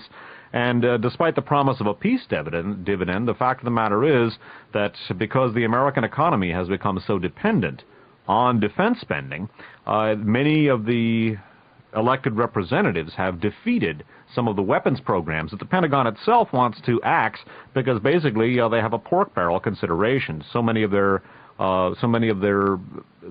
voters that have supported them, so many of their constituents are dependent on employment of the defense industries that major weapons programs that the Pentagon wants to cut have actually been restored by members of Congress.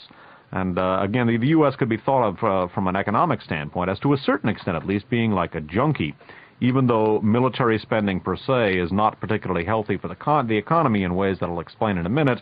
At the same time, we are like a junkie. We should get the needle out of our arm. At the same time, we're dependent on that fix to keep going for the next day.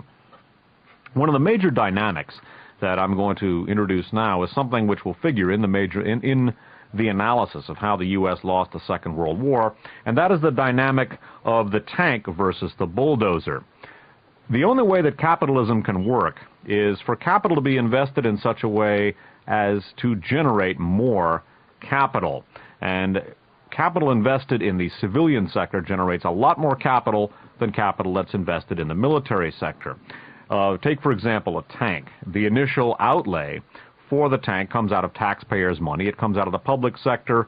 The fuel, the ammunition, the spare parts, the paying for the crew, all of that comes out of the taxpayer's pocket. It comes out of the public sector. Although there is X amount of capital that is generated for the producers of the spare parts and for the producer of the tank, again, the funding for that comes out of the public sector. And what does the tank do? It goes on maneuvers, it burns up fuel, it shoots ammunition. None of that really generates a whole lot of capital beyond, again, the wages that come to the people that are employed in making the shells or the spare parts or whatever.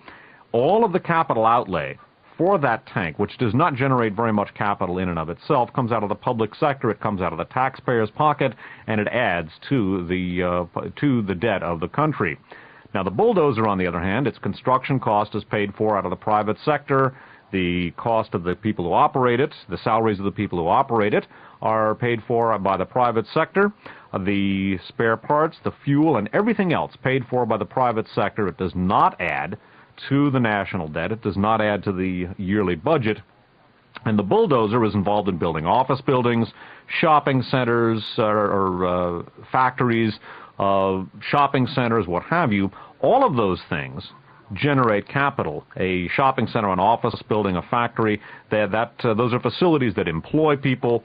That in turn generates more capital than money that is spent on a tank. Not that there isn't some capital generated by money spent on a tank, but not nearly as much as is generated on a capital spent on a bulldozer. The bulldozer produces more capital than the tank, and again, nothing is paid for. The bulldozer is not paid for out of the taxpayer's pocket.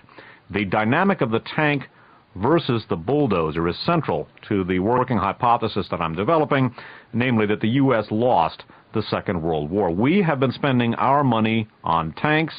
The Germans and Japanese have been spending their money on bulldozers. Not that they don't have strong militaries, both countries do, but they have not been spending their money on nuclear missile submarines, intercontinental ballistic missiles, these very sophisticated jet fighters, electronic warfare systems.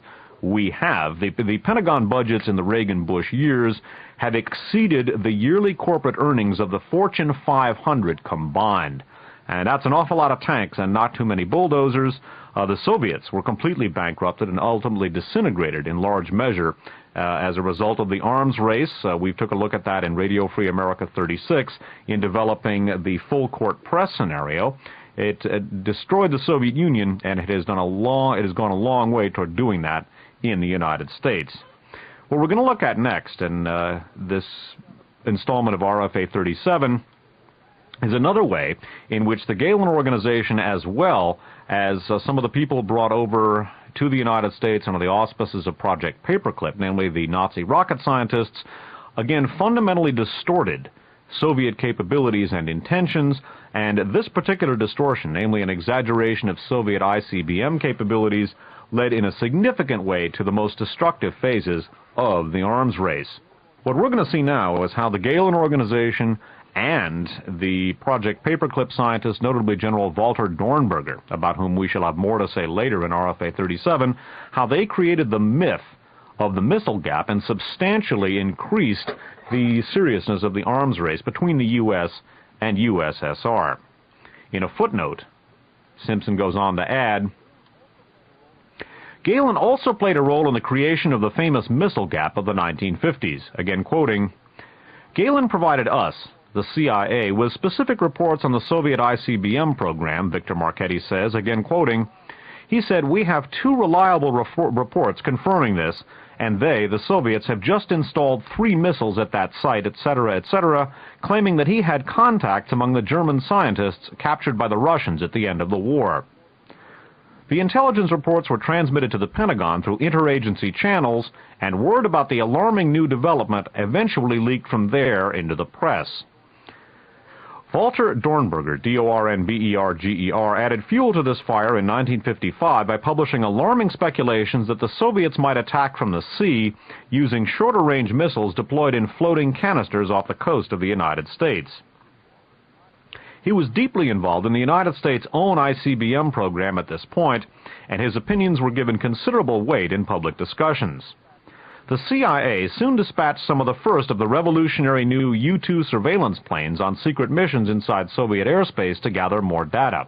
Again quoting, we figured that if the Soviets had ICBMs before the U.S., that could be damn serious, unquote, Marchetti continues, again quoting, we also figured if they had them, they'd have to move them by railroad, particularly to Siberia, where they would be most useful against the United States. So we sent out Frank Powers and the U-2s, and they plotted the whole Soviet rail network. U-2s scoured the Trans-Siberian Railroad, every spur and every missile R&D station. And nothing was found that remotely resembled the implementation of an ICBM capability at that time. It was all bull, unquote. And Simpson goes on to add, by that time, however, the missile gap story had already taken on the status of a fact, one which appeared to be backed up by authoritative leaks from the Pentagon. The issue subsequently played a major role in debates over the defense budget and in several election campaigns. And I would note that John Kennedy was elected in considerable measure on a promise to close the missile gap, unquote, and that was a myth, something Kennedy probably did not even know. Again, only a handful of insiders, such as Marchetti, a Soviet affairs specialist for the CIA, were aware that, in fact, there was no, quote, missile gap. And again, this misinformation, generated both by Gehlen and fueled by General Walter Dornberger, the military commander of Peenemünde Nordhausen, the Third Reich's rocket center, this particular myth, this piece of misinformation, played a major role in the escalation of the arms race. It was one of the things that led to both the U.S. and the former Soviet Union spending their money, quote, on tanks, unquote, in this case missiles, but basically spending money on government issue rather than on capital goods, which could shore up their commercial economy.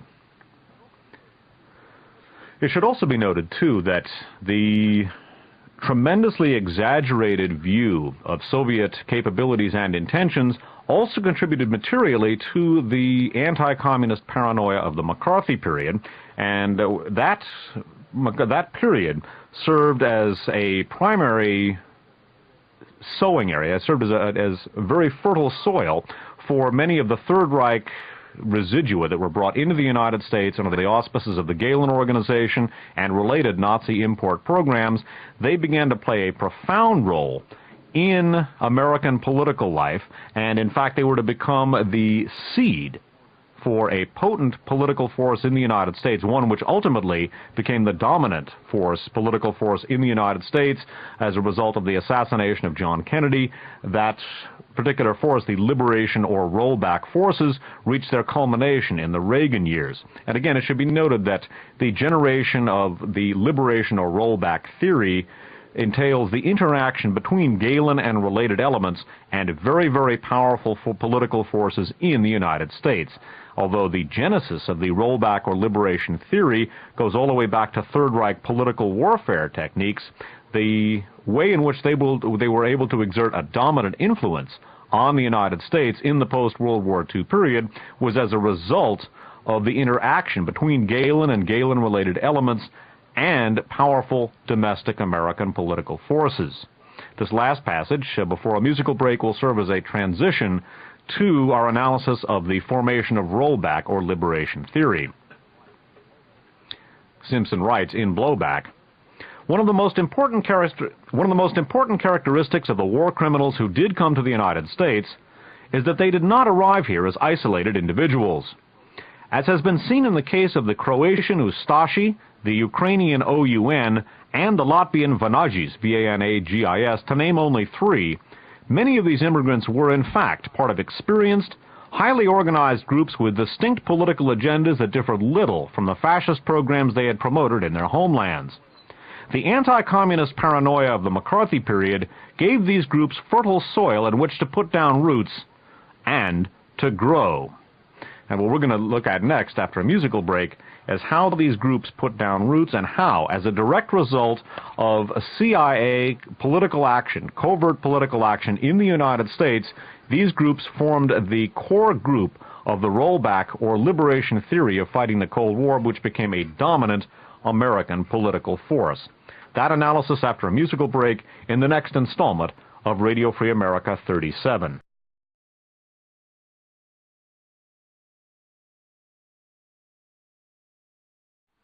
We're going to continue now with this installment of Radio Free America program number 37, How the United States Lost the Second World War.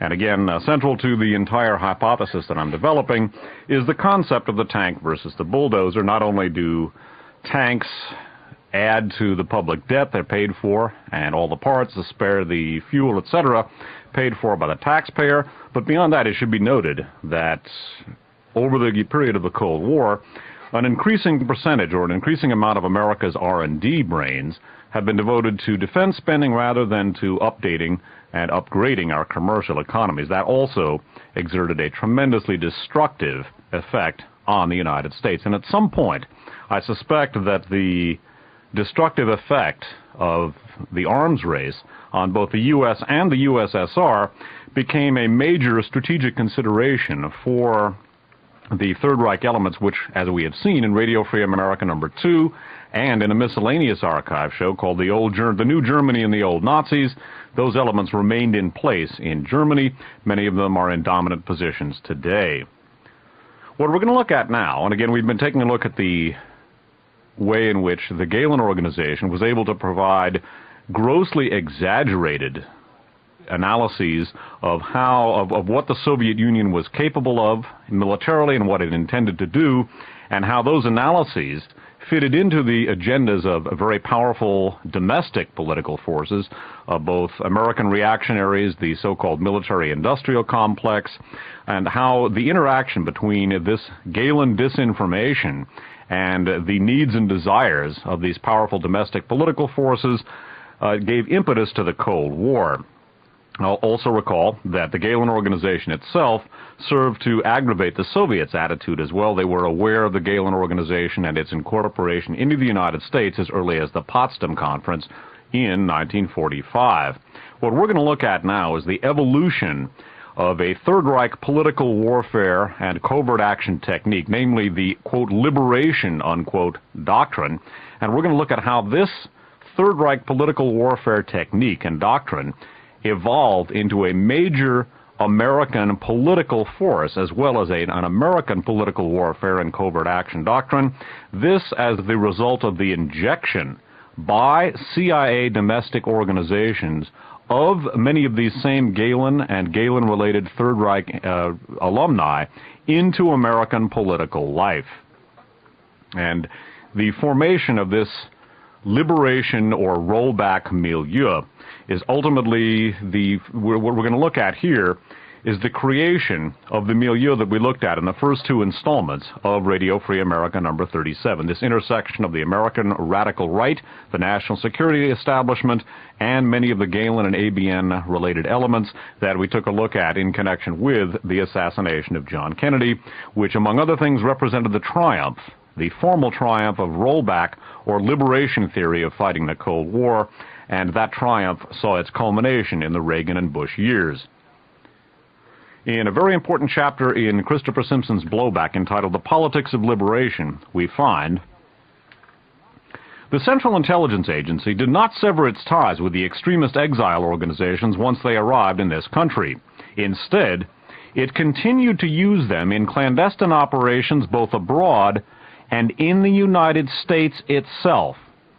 Before the middle of the 1950s, the agency found itself entangled with dozens and probably hundreds of former Nazis and SS men who had fought their way into the leadership of a variety of Eastern European emigre political associations inside this country.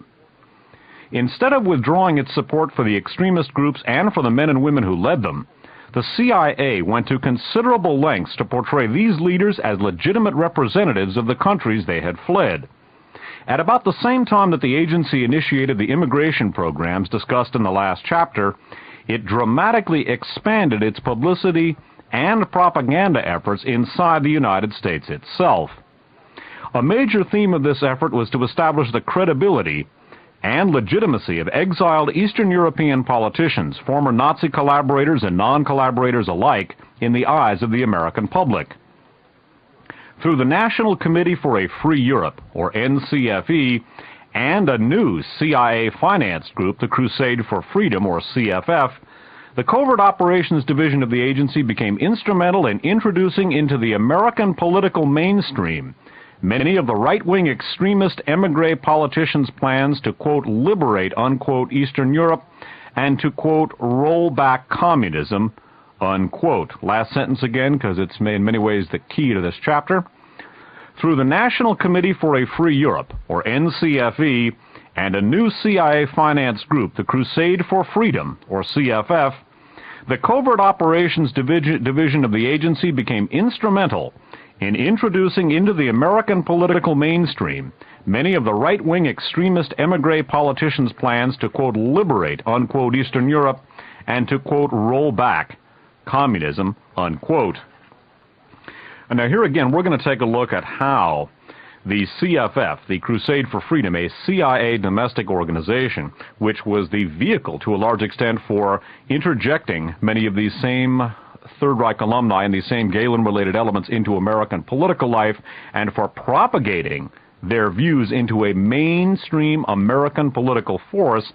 One of the major motivations for doing this, again, was to generate popular American support for an arms buildup which was perceived as needed to counteract the Soviet threat, which we have seen was already greatly exaggerated in the minds of American strategic and political thinkers by the Gehlen disinformation that we looked at in our last segment.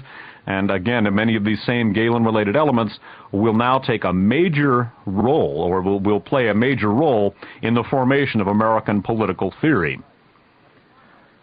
Simpson writes, "At the time, however, it seemed to many that the only possible response to the crisis precipitated by Korea and the Soviet atomic tests was a major escalation of U.S. weapons programs coupled with intensified clandestine campaigns to undermine Soviet rule everywhere it had been established. The price tag for the U.S. arms buildup, according to Paul Nitze, N-I-T-Z-E, who drafted most of the main policy statements on the issue, was some $50 billion, almost 3 times the then existing U.S. military budget. The real question for U.S. policymakers of the day," write Walter Isaacson and Evan Thomas in their study of American policy formulation, The Wise Men, quote, "was whether Congress and the administration would pay for it. The public had to be persuaded. The way to do that, Nitze knew from experience, was to scare them, to tell them that the Soviets were intent on world domination, that they were poised to attack, and that the U.S. had to meet them everywhere," unquote. It was in this context that the CIA launched a major propaganda effort in the United States. Despite a legal prohibition against domestic activities by the agency, it initiated a multi-million-dollar publicity project in this country called the Crusade for Freedom. And skipping down, in reality, one of the most important reasons for the CFF was to bring to America the analysis of foreign affairs that had been developed by the National Committee for a Free Europe and by the CIA. The CFF became a gigantic nationwide drive, unquote, as our Radio Free Europe, Radio Liberty director Sig Mickelson has put it, quote, "to obtain support for the activities of the Free Europe Committee," unquote. The basic message of that analysis was a more aggressive, hard-hitting version of the containment doctrine that would soon come to be known as, quote, liberation, unquote.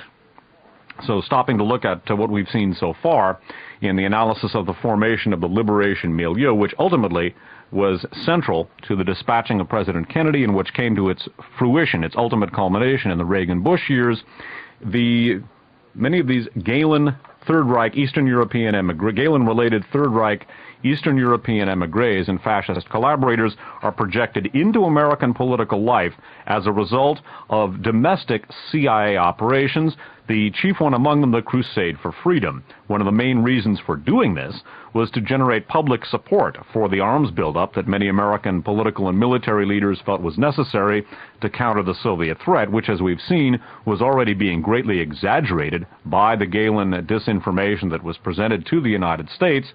And in turn, the goal of the CFF was to bring the analysis of foreign affairs that was developed by the National Committee for a Free Europe, a CIA front, and by the CIA itself, and by extension also the Gehlen organization, to bring to the American public an awareness, the same awareness of the analysis that was dominant within the U.S. national security structure.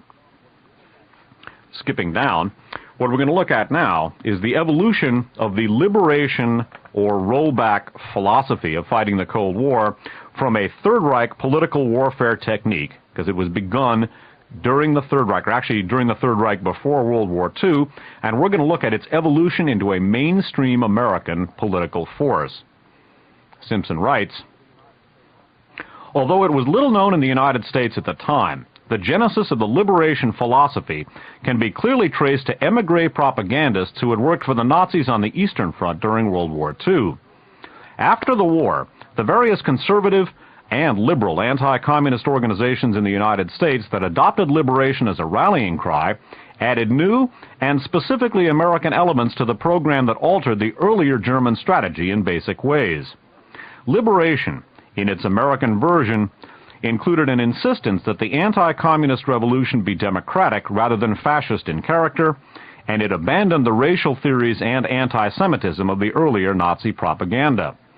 Liberation, in the United States' hands, was billed as the fulfillment of America's own revolutionary heritage of resistance to tyranny.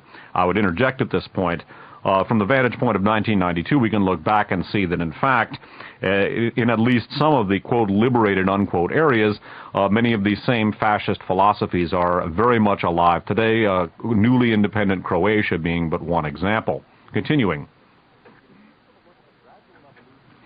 It is useful to look at the gradual evolution of how these changes took place.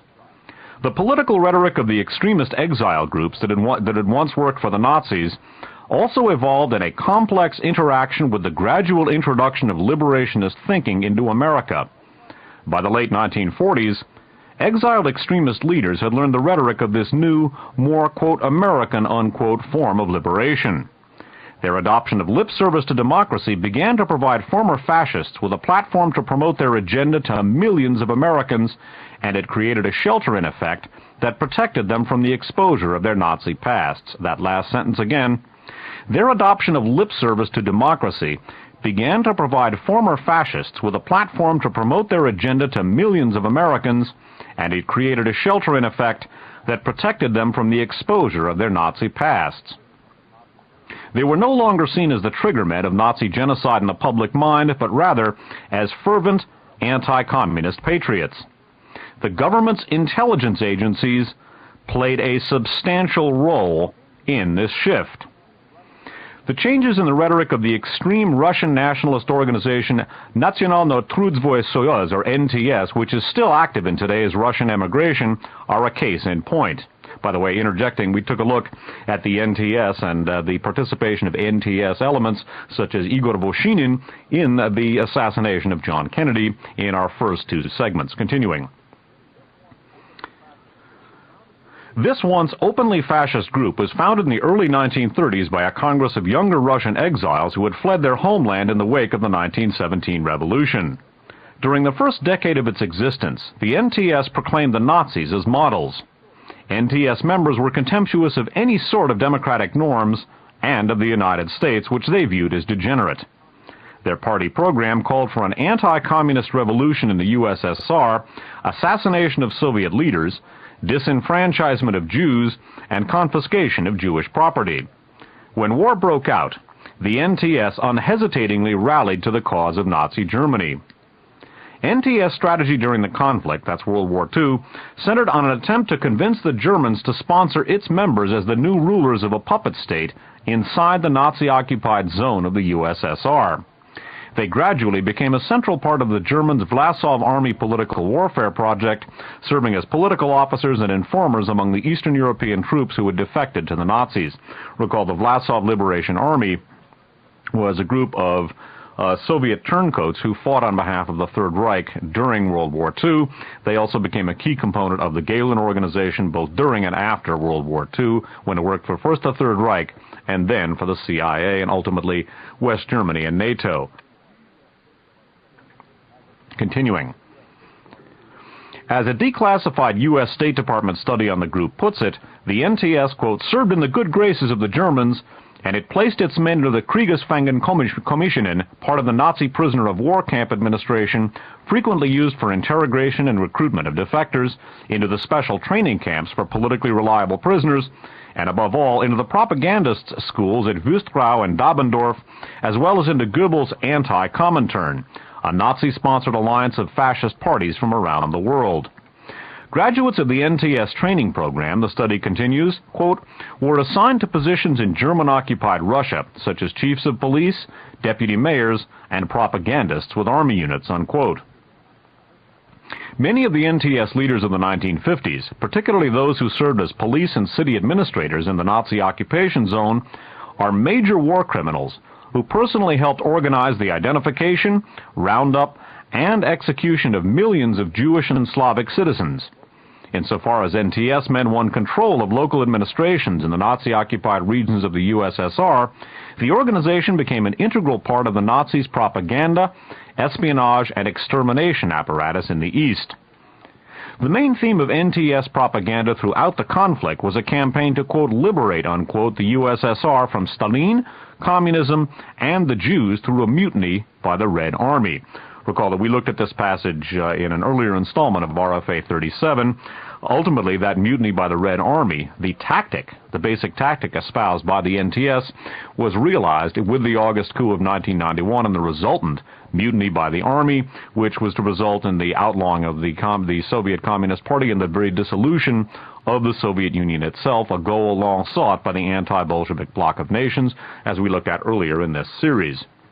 By the way, it's worth noting, too, that the extreme Russian nationalist organization, we'll touch on this later, the extreme Russian nationalist organization Pamyat, P-A-M-Y-A-T, is extremely anti-Semitic, and to a certain extent at least, Pamyat could be seen as the ultimate successor to the NTS, and at least to a certain extent as the realization of some of the political goals that the NTS sought. Continuing with this particular passage from Simpson's Blowback. Of the proposed mutiny by the Red Army to, quote, liberate, unquote, the USSR from Stalin, Simpson says, this became the centerpiece of Vlasov Army recruiting efforts at least as early as 1942 and was elaborated in considerable detail with tactics for counterinsurgency operations in the Nazi occupation zone, behind-the-lines infiltration of NTS agents on espionage and sabotage missions, propaganda themes tailored to appeal to Russian sensibilities, and similar specifics. When the Germans were finally driven out of Russia, selected NTS agents were left on, quote, stay-behind, unquote, missions in an attempt to organize subversion in Soviet rear areas once the Red Army front had passed. The NTS also served as the dominant force after the Nazis themselves, and the Russkaya Osvoboditel and Osvoboditelnaya Armia, the Russian Army of Liberation or Vlasov Army, and the Komitet Osvobozhdeniya Narodov Rossi, German-sponsored Committee for the Liberation of the Peoples of Russia, the Nazis' primary front group for Eastern Front political warfare operations in the desperate closing months of the war. By the way, some spellings of foreign names.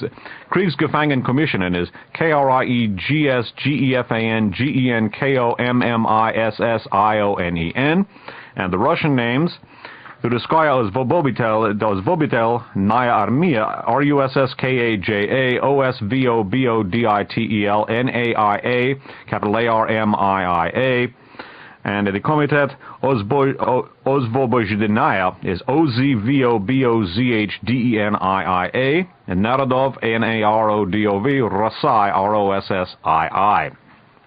Continuing with Simpson's text, it was through the NTS and through the rival National Liberation Program sponsored among Soviet minority groups by the Nazis' Rosenberg Ministry that the strategy and tactics of the liberation of the USSR were first hammered out. These were the laboratories, so to speak, used by Hans Heinrich Herwarth, Gustav Hilger, and the other German political warfare officers discussed earlier to develop the propaganda themes and behind-the-line subversion tactics believed most suitable for reaching people inside the USSR. We're now going to take a look at the evolution of this Nazi political war, Third Reich political warfare and covert action strategy, and see how it evolves into a mainstream, ultimately a dominant American political force. We're going to look at an NTS member here who ultimately was projected into the United States as a, quote, Soviet expert. This guy, by the way, had worked in directing slave labor gangs for the SS. His name is Konstantin Boldyrev, B-O-L-D-Y-R-E-F-F. Simpson writes of him, Konstantin Boldyrev was a founder of NTS and a senior leader of the group throughout the war. His wartime career is shrouded in secrecy today, but it is clear that the Counterintelligence Corps believed that in late 1944 he helped administer gangs of Russian laborers for the SS. He is a case in point of the manner in which the intervention of U.S. intelligence agencies shepherded the migration of liberation propaganda out of the fallen wartime ministries of Berlin and into the living rooms of America. The last sentence again. He is a case in point of the manner in which the intervention of U.S. intelligence agencies shepherded the migration of liberation propaganda out of the fallen wartime ministries of Berlin and into the living rooms of America. According to U.S. Army intelligence records obtained under the Freedom of Information Act, the mainstream U.S. anti-communist organization Common Cause, no relation to the present-day liberal organization of the same name, sponsored the NTS spokesman's travels to the United States in 1948, then gave him a media campaign that enabled him to reach into millions of American homes during the late 1940s and early 1950s. Common Cause was a prototype of, and a sister organization to, the CIA-sponsored National Committee for a Free Europe. Its directors included many of the men, Adolf Burley, Arthur Bliss Lane, and Eugene Lyons, among others, who simultaneously led CIA-financed groups such as the NCFE and later the American Committee for Liberation from Bolshevism. Bolderev's speaking and writing tour in this country became one of the first rallying cries in the United States for a liberationist political agenda. The campaign aimed at winning financial and popular support for the NTS as a weapon in clandestine warfare against the USSR. And this account of Bolderev goes on to describe how his views were widely publicized through both the electronic and print media. We're going to see that phenomenon in just a few minutes, not with Bolderev specifically, but with others. Now, one of the points that Simpson makes in his next section is the point that many of the Galen-related émigrés who came to play a pivotal role in the formation of liberation or rollback philosophy, and this again as a result of their projection into a domestic American political life by CIA domestic organizations such as the Crusade for Freedom, that one of the goals sought by many of these Galen-related émigrés was the precipitation of a war between the United States and the Soviet Union to the end, with the effect of having these very same émigrés installed in the Soviet Union as political leaders after the defeat of the USSR. Now recall, that is basically the same goal that the NTS had vis-a-vis the Third Reich. They ultimately sought to prevail on the Third Reich to install them as the leaders of a Third Reich puppet state in the former USSR. And it should be noted here that what we're looking at is essentially a foreign agenda, an agenda originally developed by elements associated with the Third Reich, such as the NTS, and we are looking at the proposed use of the United States by these elements in the same capacity that they attempted to use Nazi Germany. Namely, they sought to use the U.S. as a tool for defeating the USSR and ultimately projecting themselves into the political leadership of what would have been the USSR. And also take note of the fact that the political influence of many of these groups was greatly expanded by the sympathies they were able to generate within many of the large ethnic voting blocks within American cities. Many American cities have large Eastern European émigré communities, and many of these same Third Reich and Galen-related elements were able to find very responsive audiences and influential audiences within these particular communities. Simpson writes, "The émigré anti-communist movement continued to accelerate. Soon there emerged in the United States, quote, one vocal and not uninfluential element that not only wanted war with Russia, but had a very clear idea of the purposes for which in its own view such a war should be fought," unquote, as George Kennan noted later in a discussion of his views on the possibility of war with the USSR during the early 1950s. Quote, "I have in mind the escapees and immigrants, mostly recent ones, from the non-Russian portions of the post-war Soviet Union, as well as from some of the Eastern European satellite states. Quote, their idea," he writes, "to which they were passionately and sometimes ruthlessly attached, was simply that the United States should, for their benefit, fight a war against the Russian people to achieve the final breakup of the traditional Russian state and the establishment of themselves as the regimes of the various, quote, liberated, unquote, territories," unquote.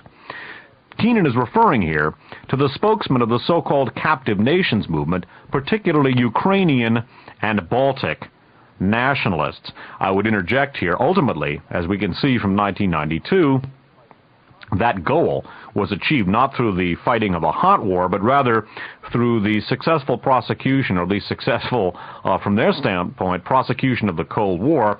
The Soviet Union was indeed bankrupted. There was indeed a mutiny by the Red Army following the attempted August 1991 coup.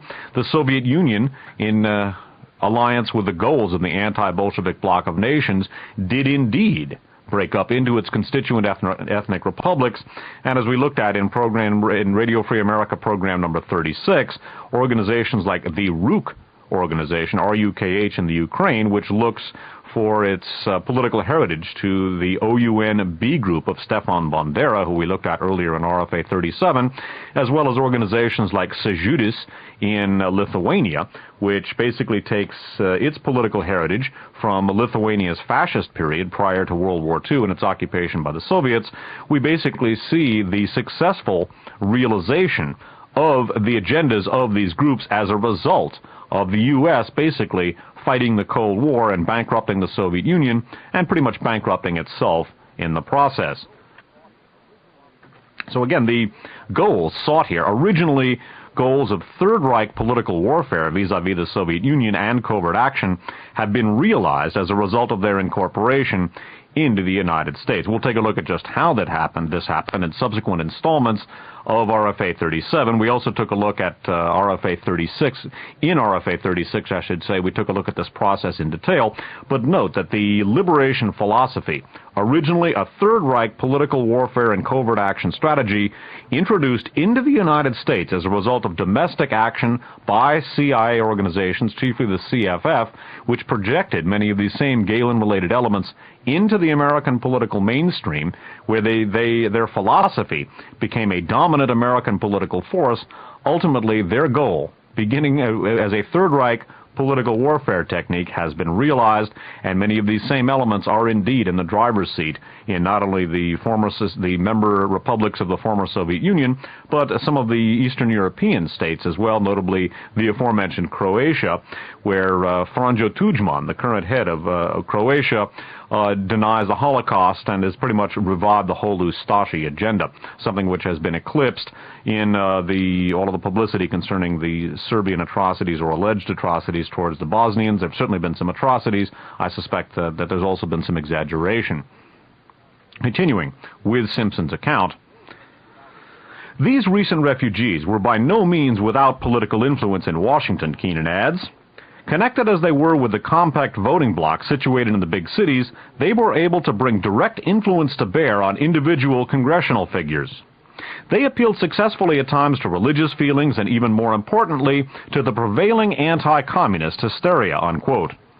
Among the countries the captive nations movement represented were several that the diplomat admits had been, quote, invented in the Nazi propaganda ministry during the war, unquote. Agitation by these émigrés became a part of dozens of CIA-sponsored exile operations in the United States during the early 1950s. Almost all these affairs were sponsored by the CIA Covert Operations Directorate's International Organizations Division, which was then administering the NCFE, the CFF, and similar overlapping projects. This division organized and bankrolled the CFF with an initial grant of $180,000, according to former RFE-RL, that's Radio Free Europe, Radio Liberty Chief Mickelson, or Radio Liberation Chief Mickelson, M-I-C-K-E-L-S-O-N. The CIA, working through the NCFE, then went on to pour at least $5 million into CFF propaganda work inside the United States over the next 5 years. I would interject that $5 million in the early 50s was many times what it is worth, was worth many times what $5 million would be worth today. Continuing. That $5 million figure is only a pale reflection of the true scope of the CFF's effort, however. The campaign arranged with the Nonprofit Advertising Council of America for thousands of hours of free radio and television time, as well as for countless free magazine and newspaper promotions. The crusade paid only for the actual production of the proliferation of the pro-liberation political advertising, which was then broadcast or published without charge by media outlets enjoying substantial tax deductions for airing these, quote, public service, unquote, announcements. This unique program, quote, made it possible for the American people to read, hear, and see the crusade story in all media of communications, unquote, the National Committee for a Free Europe boasted in an annual report, including, quote, newspapers, magazines, outdoor advertising, radio, television, and newsreels, unquote. But the CIA's $5 million direct contribution to anti-communist education through the CFF can serve at least as a yardstick for comparing the scope of the crusade promotion to other political propaganda efforts undertaken in this country at about the same time. That $5 million contribution exceeds, for example, the combined total of all the money spent on the Truman-Dewey presidential election campaign of 1948. It establishes the CIA, through the CFF, as the largest single political advertiser on the American scene during the early 1950s, rivaled only by such commercial giants as General Motors and Procter & Gamble in its domination of the airwaves. So again, not only does the CFF's $5 million contribution coming from the CIA exceed the combined cost of the Truman-Dewey presidential election campaign in '48, it placed the CIA and CFF as the largest single political advertiser on the American scene in this period, and basically rivaling commercial giants like GM and Procter & Gamble as the main advertisers on the American airwaves. And note, as Simpson has documented here, as he has discussed, that in addition to the $5 million, a great deal of free advertising was obtained by these very same groups, and that in turn greatly expanded the influence of the CFF with its Galen and related emigre people at the core of not only their political organizations, but at the core of their philosophical generation as well. Continuing here with Simpson's account, what we're going to look at now is a related program in which CIA-sponsored organizations not only took to the airwaves, but basically sponsored scholastic propaganda/research on behalf of many of these same Galen Third Reich emigre organizations and individuals, and again, this by way of propagating the rollback or liberation philosophy into American society, where it became a dominant political force. And once again, I want to reiterate that the actions of these organizations and the CFF, the Galen-related elements, these Eastern European and fascist exiles, or emigres, I should say, they should not be seen as operating in a vacuum, but rather the effect they had was precisely as a result of their interaction with other major American domestic political forces, and basically what we're looking at is the formation of what one might be termed a community of interests, what the Germans referred to as an Interessengemeinschaft. Although the organizations worked together, some of their motivations were differing to a certain extent, overlapping but not coterminous. So again, the influence, the profound influence that these Galen-related elements had in American society as a result of their projection into American political life by the CIA was as a result of the way in which they were able to interact with major domestic political forces. Continuing with Simpson's account, the crusade was only part of a much broader CIA-sponsored effort to shape U.S. and world public opinion. Related programs included book publishing, scholarly studies of the USSR by carefully selected researchers, and bankrolling hundreds of rallies, commemorations, and other media events. The principal political point of this program was to provide extensive publicity for all available evidence that the USSR was a dangerous imperial power. The agency went on to emphasize news of the, quote, liberation movements of the exiles as an important morale booster and an illustration of the resistance to Soviet expansion. The CIA financed a literary campaign explicitly designed to promote former Nazi collaborators as appropriate leaders of liberation movements among their respective nationalities. That last sentence again, because it's a key. The CIA financed a literary campaign explicitly designed to promote former Nazi collaborators as appropriate leaders of liberation movements among their respective nationalities. The German author Heinz Bongartz, pen name Jürgen Torwald, recounts how he was approached in 1950 by a CIA officer named Pleasants with a proposal that he write a promotional account of the Vlasov Army for distribution in both the United States and Europe. Spellings here, by the way.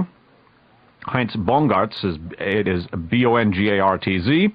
Jürgen Torwald is J-U-R-G-E-N-T-H-O-R-W-A-L-D. And of course, Pleasants is like pleasant with an S. Continuing. Pleasants had read an earlier Bongartz tract that was strongly sympathetic to Vlasov and, quote, he thought I would be the right fellow to write further material on the subject, Bongartz remembers. The German author accepted Pleasants' offer. The CIA, with the cooperation of Hans Danko Hera, a senior officer in the Gehlen organization, provided him with stenographers, translators, travel expenses, a substantial grant, access to secret U.S. records, and assistance in locating SS and Vlasov Army veterans scattered all over Europe.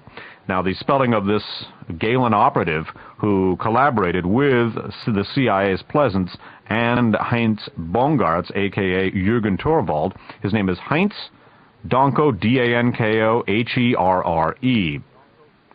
Continuing with Simpson's account, Bongartz's glowing report of Vlasov was published in German and English 2 years later, and it remains an often cited work in the field.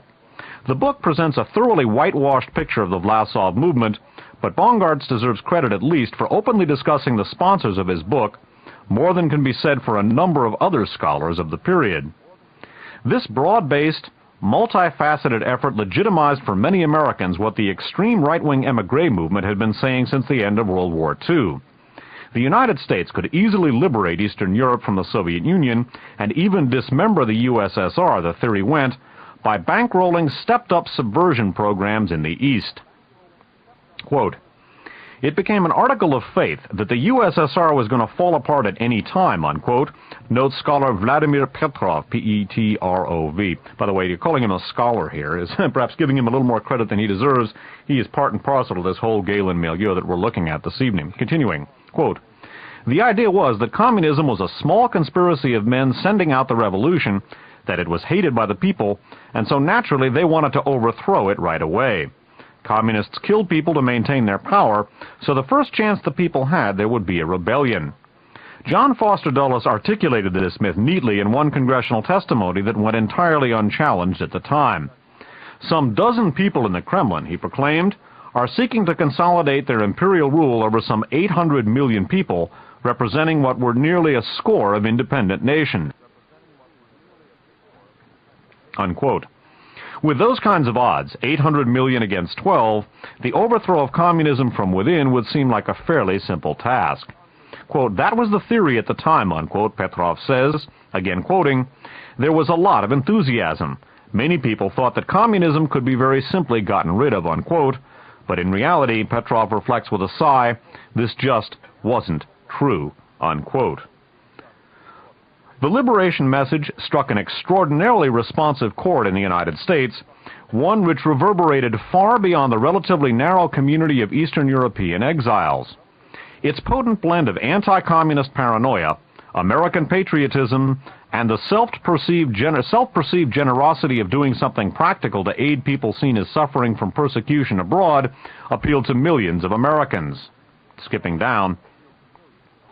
The role of former Nazi collaborators and U.S. intelligence agencies in promoting the penetration of liberationist political thinking into the American body politic may be traced through several clear steps. First, the rhetoric and the detailed strategies for the, quote, liberation, unquote, of the USSR and Eastern Europe were originally generated before World War II by pro-fascist émigré organizations enjoying direct sponsorship from Nazi Germany's intelligence agencies, which were intent on using these groups as pawns in their plans to exterminate European Jewry and to achieve a military victory in the East.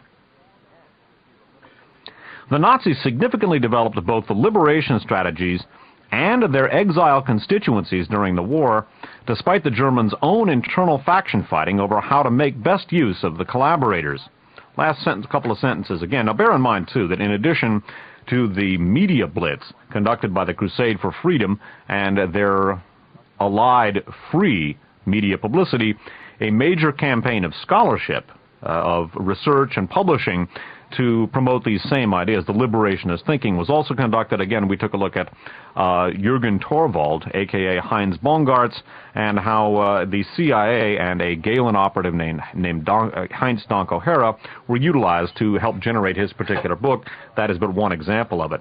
But again, the basic thesis of the generation of liberation is stated in these next few sentences by Simpson. The role of former Nazi collaborators and U.S. intelligence agencies in promoting the penetration of liberationist political thinking into the American body politic may be traced through several clear steps. First, the rhetoric and the detailed strategies for the, quote, liberation, unquote, of the USSR and Eastern Europe were originally generated before World War II by pro-fascist émigré organizations enjoying direct sponsorship from Nazi Germany's intelligence agencies, which were intent on using these groups as pawns in their plans to exterminate European Jewry and to achieve a military victory in the East. The Nazis significantly developed both the liberation strategies and their exile constituencies during the war, despite the Germans' own internal faction fighting over how to make best use of the collaborators. Secondly, after the war, U.S. intelligence agencies brought leaders of a number of these pro-fascist groups, the Ukrainian OUN, the Russian nationalist NTS, the Albanian Bali Kombatar, B-A-L-L-I, capital K-O-M-B-E-T-A-R, certain of the Baltic Nazi collaborators, etc., into the United States through programs, the specific purpose of which was in part the generation of effective anti-communist propaganda. Next, these same exile leaders aggressively promoted essentially the same liberation propaganda in the United States that they had advocated under Nazi sponsorship, though now with a new appeal to American values such as democracy and freedom, rather than the earlier open advocacy of racial politics and fascism. The CIA gave these domestic publicity campaigns multi-million-dollar clandestine backing during the 1950s by providing operating cash, salaries, and logistic and publishing support, and, not least, by facilitating endorsements from respected mainstream politicians. Now, in the next section of blowback about liberation philosophy, we're going to see the evolution of this Third Reich political and clandestine warfare strategy, and we will see how, through the steps enumerated by Simpson in the passage I just finished, this evolved into a major influence on the 1952 Republican campaign, and this by way of taking a look at the evolution of this Third Reich political warfare strategy into a dominant American political force. Also note here that the main Republican spokesman in the main Republican functionary, I should say, in helping to promote the liberation philosophy as a major element of the 1952 Republican campaign platform is a fellow named Arthur Bliss Lane, L-A-N-E, Bliss, of course, B-L-I-S-S. Now, at the same time as he was serving as the point man for the Republicans' liberation plank, or for their liberation philosophy, he was also serving on the board of directors for both the CIA's National Committee for a Free Europe and the Crusade for Freedom. So at the same time as he's working with the Republican Party, he's also working for the CIA's NCFE and CFF, which are instrumental, again, in promoting liberationist philosophy in the United States. And as we will see, and as Simpson notes, ultimately, the liberation philosophy of the Republican Party and the CFF's program became virtually indistinguishable, and of course Arthur Bliss Lane is a dominant factor in both.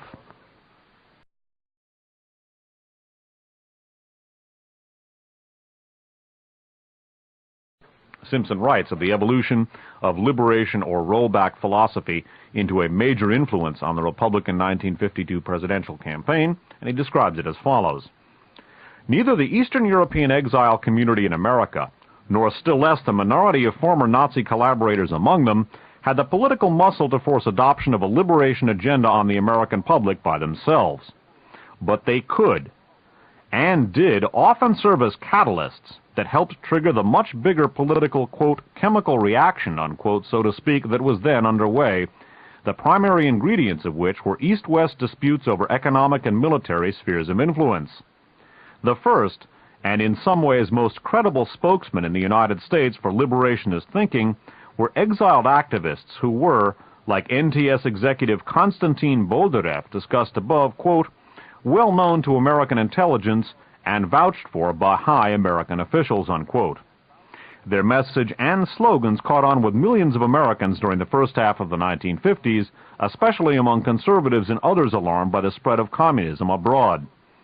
In 1952, the public support in the United States for threats to liberate Eastern Europe and the USSR from their communist governments was sufficiently broad that the Republican Party adopted an explicit call for liberation as the main foreign policy plank in its party platform and as a central theme in its presidential and congressional election campaigns. Again, in 1952, the public support in the United States for threats to liberate Eastern Europe and the USSR from their communist governments was sufficiently broad that the Republican Party adopted an explicit call for liberation as the main foreign policy plank in its party platform and as a central theme in its presidential and congressional election campaigns. The Republicans' campaign platform demanded, quote, the end of the negative, futile, and immoral policy of, quote, containment, unquote, as the New York Times reported, again quoting, which abandons countless human beings to a despotism and godless terrorism, unquote. The GOP pledged to, quote, revive the contagious, liberating influences that are inherent in freedom and to mark the, quote, beginning of the end, unquote, for Communist Party rule in Eastern Europe and the USSR. America, the Republicans' primary foreign policy spokesman... America, the Republicans' primary foreign platform... America, the Republicans' primary foreign policy spokesman John Foster Dulles wrote in Life magazine, quote, wants and expects liberation to occur, unquote. This anti-communist revolution, he claimed disingenuously, would come about, quote, peacefully, unquote. The Republicans used this liberation rhetoric as a means of distinguishing their promises of a new, tougher foreign policy from the program of the Democrats. What exactly Eisenhower intended to do to promote the liberation of Eastern Europe once the election campaign was over, however, was usually left vague. Arthur Bliss Lane, who had been U.S. ambassador to Poland during the Truman years, became the point man in the Republican Party's effort to swing the enthusiasm created by the Crusade for Freedom into the GOP's column during the 1952 election. Lane's inspiration was to attract the large Slavic and Eastern European voting blocs in the United States, which had traditionally voted for Democratic candidates, to the Republican Party through demagogic promises to, quote, liberate, unquote, their former homelands with American assistance. Along with his party assignment, Lane, as noted earlier, simultaneously served on the boards of both the NCFE and the CFF, and he was an indefatigable speaker and promoter on behalf of each of his causes. Soon, Republican election tactics in ethnic communities paralleled the CIA's Crusade for Freedom campaign so closely that considerable political sophistication was required to distinguish one from the other. The party-sponsored Committee of Crusades to Lift the Iron Curtain, Liberation Centers, Liberation Week festivities, and Liberation rallies designed to draw ethnic voters into the Republican camp. These campaigns imitated and sometimes overlapped the CFF's Freedom Weeks, Baltic Freedom Days, and Freedom Rallies. Speakers and local activists of the True Crusades were frequently the same people. Several of Lane's top ethnic advisors personified the gradual evolution from World War II collaboration into Cold War liberation advocacy that has been seen in the CIA's propaganda programs. Lane's specialist in Republican Party appeals to Americans of Russian and Ukrainian ethnic descent, for example, was the scholar and publicist Vladimir Petrov, P-E-T-R-O-V. Petrov, a survivor of Stalin's prison camps in the 1930s, had defected to the Germans early in the war and spent much of the conflict assigned to a Nazi-sponsored propaganda group in Vienna according to his own account, and as a publicist promoting Vlasov's, quote, Russian Army of Liberation, unquote. Petrov also served as a Quisling city administrator in Krasnodar in the USSR during the Nazi occupation. Krasnodar is Krasnodar, by the way. Continuing. He insisted in a recent interview that he had no knowledge when he was serving in Krasnodar of the Nazis' gas truck extermination program which was introduced in Krasnodar during Petrov's tenure as transportation and finance chief. The Germans killed at least 7,000 people in this manner during Petrov's brief time in office, then used collaborationist militia troops to shoot others in tank ditches on the outskirts of town. During the 1952 election campaign, Petrov served both as an advisor to Lane and as a leading Russian-language journalist in the ethnic press in this country. The gradual merging of the Republicans' election campaign and the crusade for freedom reached its logical culmination on the eve of the 1952 election. The party's ethnic division under Lane approved and allocated money for a psychological warfare tactic that had earlier been used by the CIA in Italy and Eastern Europe. Millions of yellow leaflets were slated to be dropped from airplanes, quote, over places such as Hamtramck, unquote, the large immigrant community near Detroit, plugging Eisenhower and blaming Democrat Adlai Stevenson for the, quote, betrayal, unquote, of the Slavic, quote, fatherland and relatives, unquote, to the communists. Hamtramck, by the way, is Hamtramck. Continuing. The yellow paper was to dramatize the leaflet's conclusion. Quote, if you men and women of Polish and Czech descent can, after reading the above, vote for the Democratic candidate, the handbill proclaimed, you are as yellow as this paper. Everything was ready to go within 48 hours, according to correspondence in Lane's archives, but Eisenhower's inner circle of election advisors canceled the plan at the last minute. Eisenhower's election campaign was successful in any event. Lane's, quote, ethnic, unquote, campaign produced mixed results. The Republicans did draw substantially more votes from ethnic districts than they had been able to do previously, according to contemporary reports, although the Democratic Party's influence in these wards was by no means extinguished. In any case, the majority of American voters backed Eisenhower, at least in part because of his pro-liberation, quote, let's get tough with the communists foreign policy stance. In January of 1953, the first Republican administration in 20 years entered Washington with a grand inaugural parade and a rhetorical commitment at least to a mission to liberate Eastern Europe from communist rule. Now again, summing up what we've looked at here, we have looked at the evolution of liberation, originally a Third Reich political and then covert action, political warfare and covert action technique, into a mainstream American political force and a dominant influence in the 1952 Republican campaigns, both at the presidential and congressional levels. I would also note that the point man for the Republicans, Arthur Bliss Lane, was on the board of both the NCFE and the CFF, the two CIA organizations that were instrumental in projecting these Galen-related émigrés into American political life, where they served as the core and the catalyst for the generation of, quote, liberation or rollback theory into a major American political force. Also note that a CIA psychological warfare technique that was used in Italy and Eastern Europe was going to be used by Arthur Bliss Lane in the closing days of the 52 Republican campaign, but that Eisenhower's advisors nixed it.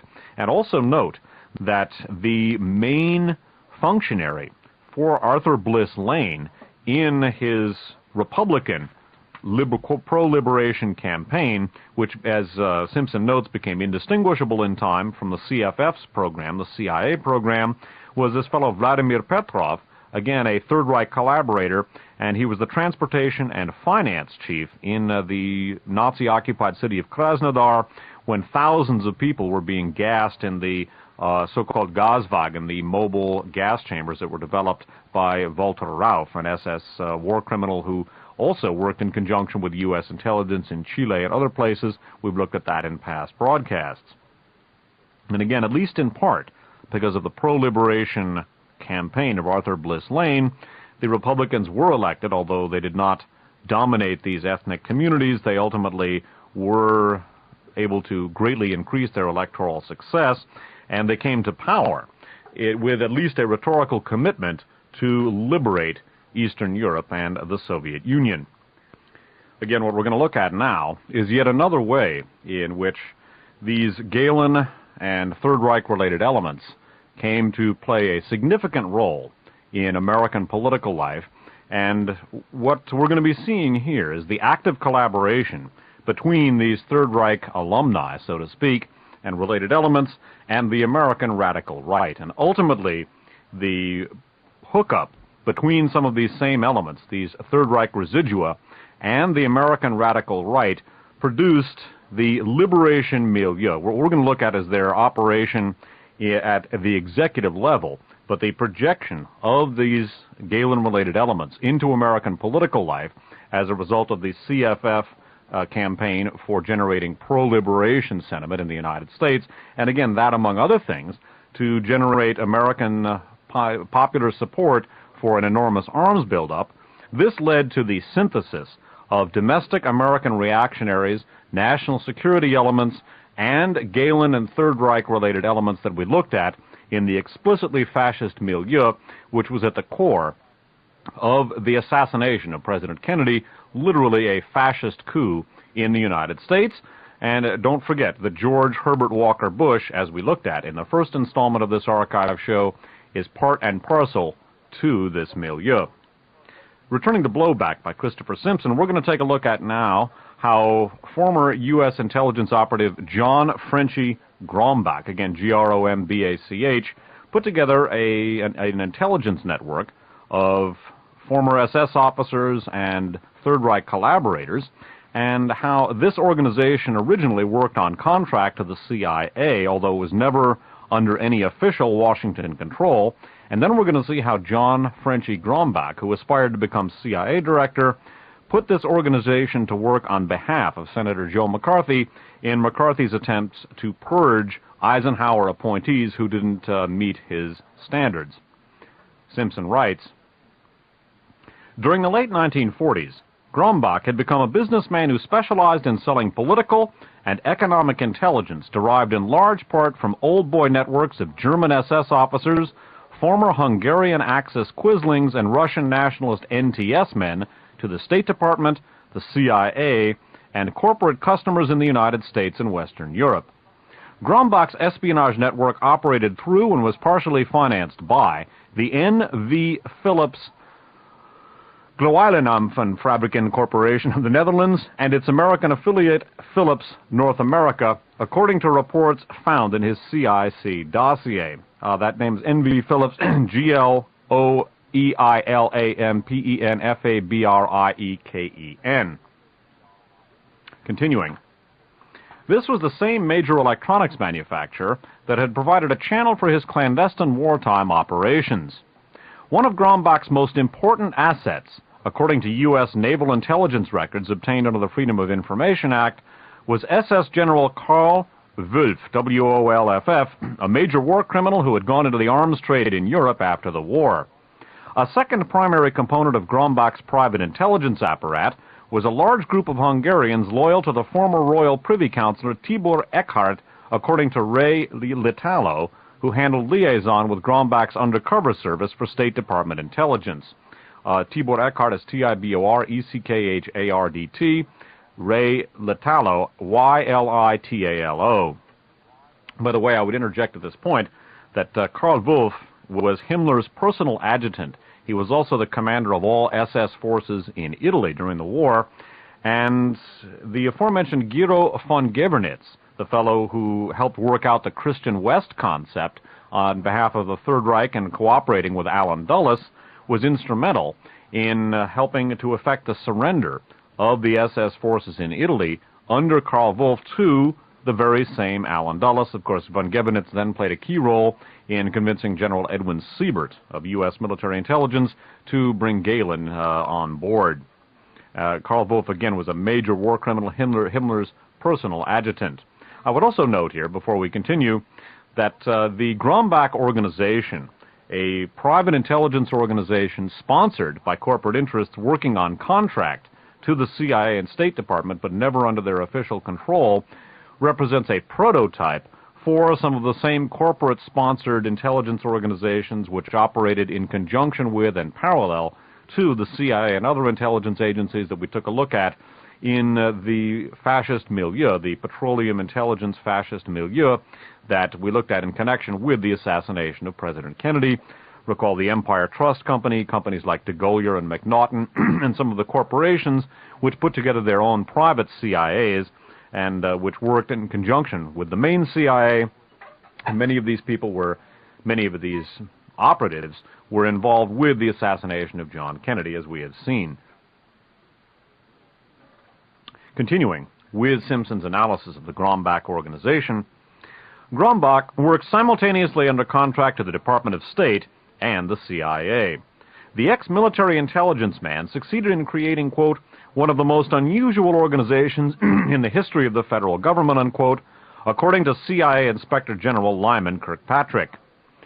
Quote, it was developed completely outside of the normal governmental structure, but it used all of the normal cover and communications facilities normally operated by intelligence organizations, and yet never was under any control from Washington, unquote. Again, it was developed completely outside of the normal governmental structure, but it used all of the normal cover and communications facilities normally operated by intelligence organizations, and yet never was under any control from Washington. By the early 1950s, the U.S. government was bankrolling Grombach's underground activities at more than $1 million annually, Kirkpatrick has said. Continuing, we're going to see now how Grombach goes to work, puts his organization to work for Senator Joe McCarthy. Also, recall that as we looked at in Radio Free America program number 2, two of Joe McCarthy's main political backers were two German-American industrialists named Walter Harnischfeger and Frank Sensenbrenner, both of whom were very sympathetic to Hitler and active on behalf of Hitler prior to World War II, and that Joe McCarthy, among other things, conducted a brutal grilling of former American servicemen who had been involved with as victims or witnesses to the Malmedy massacre during the Battle of the Bulge, and basically accused them of being pro-communist or, quote, Jewish, unquote, and of maligning the Third Reich and driving Germany into the arms of the communists. Bear in mind that, again, Joe McCarthy himself, an individual with some pretty ripe political views, some of them actually overlapping directly with some of the Third Reich people that we've looked at in this particular archive show. Note also that many McCarthy-aligned elements, such as Robert Morris, were involved with the milieu that killed President Kennedy, not necessarily directly involved, but certainly involved with many of the elements and individuals who were instrumental in the assassination of President Kennedy. Continuing here with Simpson's account of Grombach's activities on behalf of Joe McCarthy. Through a quirk of fate, Frenchy Grombach found himself in a position where he could exercise enough influence in Washington to help derail the government careers of his rivals. U.S. government contracts bankrolling a network of former Nazis and collaborators gave him much of the ammunition he needed to do the job. Grombach has used his networks primarily to gather dirt. This was the American agent's specialty, his true passion: political dirt, sexual dirt, any kind of compromising information at all. Quote, he got into a lot of garbage pails, unquote, as Kirkpatrick puts it, and again quoting, and issued dirty linen reports on Americans. Grombach collected scandal, cataloged it, and used it carefully, just as he had done during the earlier McCormick investigation. By the way, that was the derailing of the OSS's RNA branch. Continuing, he leaked smears to his political allies in Congress and the press when it suited his purposes to do so.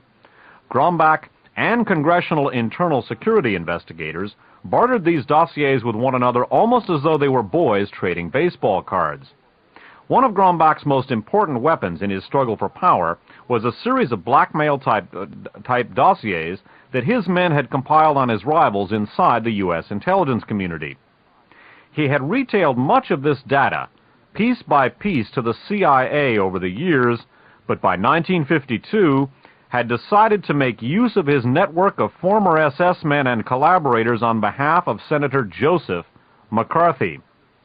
Grumbach's primary targets included a number of current and former U.S. intelligence officials: Charles Thayer, T-H-A-Y-E-R, Carmel Offie, O-F-F-I-E, William Bundy, Colonel Alfred McCormack, M-C-C-O-R-M-A-C-K, and a half-dozen others whom he regarded as vulnerable liberal targets. Grumbach leaked these dirty linen files to Senator McCarthy, according to both Kirkpatrick and Latallo. Soon, an anonymous letter went the rounds on Capitol Hill, charging Thayer with sexual promiscuity, homosexuality, and a series of vague security violations during Thayer's tenure as chief of the Voice of America, which was a frequent target of McCarthy's attacks. Other charges soon flowed out of McCarthy's offices about William Bundy, then a member of the CIA's elite Office of National Estimates, and John Peyton Davies, D-A-V-I-E-S, who had been George Kennan's right-hand man in Operation Bloodstone. That was one of the early Nazi utilization projects on behalf of U.S. intelligence. Continuing, skipping down, McCarthy let it be known that he intended to call Charles Thayer for hearings on his supposed fitness for office, perhaps at the same time that the nomination of Thayer's brother-in-law, Charles Bohlen, as ambassador to the USSR was up for consideration. Bohlen is B-O-H-L-E-N. The hearings, like most McCarthy events, would probably receive live national TV coverage. Thayer resigned a few days later. A simple resignation was not enough for McCarthy, however. The State Department had permitted Thayer to maintain the fiction that he had voluntarily resigned, quote, to pursue a writing career, unquote, and he had even put out a press release to that effect. But McCarthy insisted on making Thayer's public humiliation complete. Under intense questioning by the senator, a department spokesman admitted that Thayer had been, quote, separated on the basis of morals charges, unquote, a 1950s euphemism for homosexuality. Newspapers headlined the case from coast to coast. That was one down. Next on McCarthy's list, and on Grumbach's, was John Peyton Davies.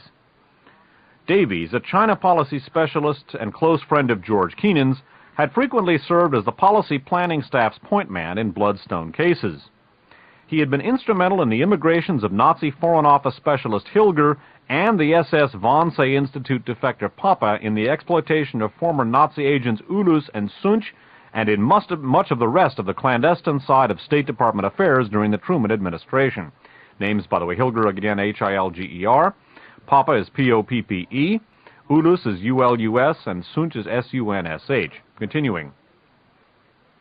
Davies generally favored a hardline attitude toward Moscow, and even went so far as to advocate a, quote, preventive war against the USSR, unquote, as the New York Times described it, following the detonation of the first Soviet atomic bomb in 1949. In a more recent interview, however, Davies denied that he called for war with the Soviets, preferring instead to term his strategy a, quote, showdown, unquote. Ironically, though, Davies had become the whipping boy of the right-wing China lobby during the late 1940s because of his controversial opinions on American strategy in the Far East. He had once, in 1945, favored a de facto U.S. alliance with Mao Zedong in order to undermine Soviet influence in Asia. Davies' advice on this matter was largely rejected, but after Mao's victory in 1949, the far right in the United States scapegoated Davies and other State Department China hands as the supposed cause of Chiang Kai-shek's defeat. The sacrifice of John Peyton Davies at McCarthy's hands is a vivid illustration of the influence of the radical right on American political affairs. It's worth noting here before we continue that many of the people who were targets of McCarthy's ire here had actually been deeply involved in some of the Nazi utilization programs conducted by U.S. intelligence during the closing days of World War II, or during the post-World War II period. Continuing.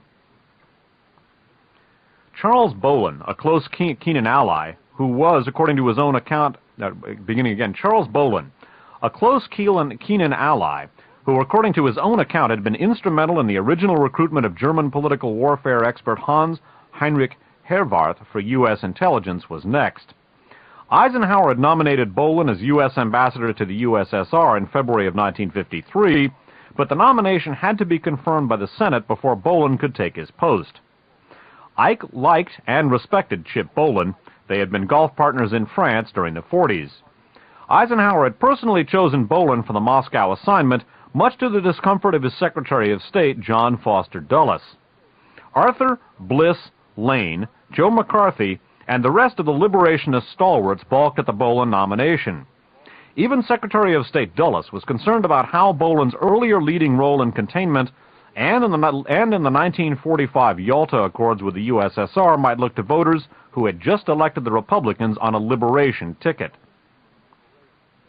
Skipping down again, and by the way, take note here that the main witness against Charles Bolin is a fellow named Igor Bogolepov, B-O-G-O-L-E-P-O-V. And again, Bolin had brought Heinz Heinrich Herwarth, a major Third Reich political warfare specialist, into the U.S., but that wasn't good enough for McCarthy. And the main witness against Bolin in the congressional hearings, the senatorial confirmation process, was a fellow named Igor Bogolepov, who was an NTS man, again, the National Toilers Alliance of the Solidarists, elements of which worked for the Third Reich, then U.S. intelligence, and elements of which, as we have seen, were involved in the assassination of John Kennedy. Continuing. McCarthy presented his trump card at the climax of his argument. It was an affidavit from Igor Bogolepov, who claimed that he knew that the Soviet secret police had regarded Bolin as a, quote, possible source of information, unquote, and a, quote, friendly diplomat, unquote, during a Bolin tour of duty in Moscow in the 1930s. Bogolepov was an NTS man who freelanced as an anti-communist expert in Washington. In the early 1950s, he was on a number of payrolls, including Grombach's and the State Department's. Litalo says that it was Grombach who primed Bogolepov for his role in McCarthy's attack on Bolin. Bogolepov had once been a Soviet foreign ministry official, but he defected to the Nazis and spent most of World War II making anti-Semitic propaganda broadcasts for the Goebbels ministry. Bogolepov says that U.S. intelligence brought him to this country in the late 1940s, apparently illegally considering his work for Goebbels, and that he had worked on and off for the CIA for several years. In time, however, Bogolepov grew discontented with the agency, mainly because it did not pay him as much as he thought he deserved. The cooler heads on Capitol Hill considered Bogolepov a crackpot. The radical right, however, did not, and readily used his statements as, quote, proof, unquote, that, among other things, communist fellow travelers were engaged in a campaign to rewrite U.S. Army training manuals, and that Charles Bolin was, quote, possibly, unquote, an undercover Stalinist agent. Even Bogolepov's affidavit failed to bail out McCarthy this time. The senator was outvoted, and Bolin's nomination was approved. The New York Times carried the entire affair on its front page and prominently quoted the NTS man's affidavit. The Russian defector's stint in the Goebbels ministry, which had been made public in earlier congressional testimony, was not mentioned in the report.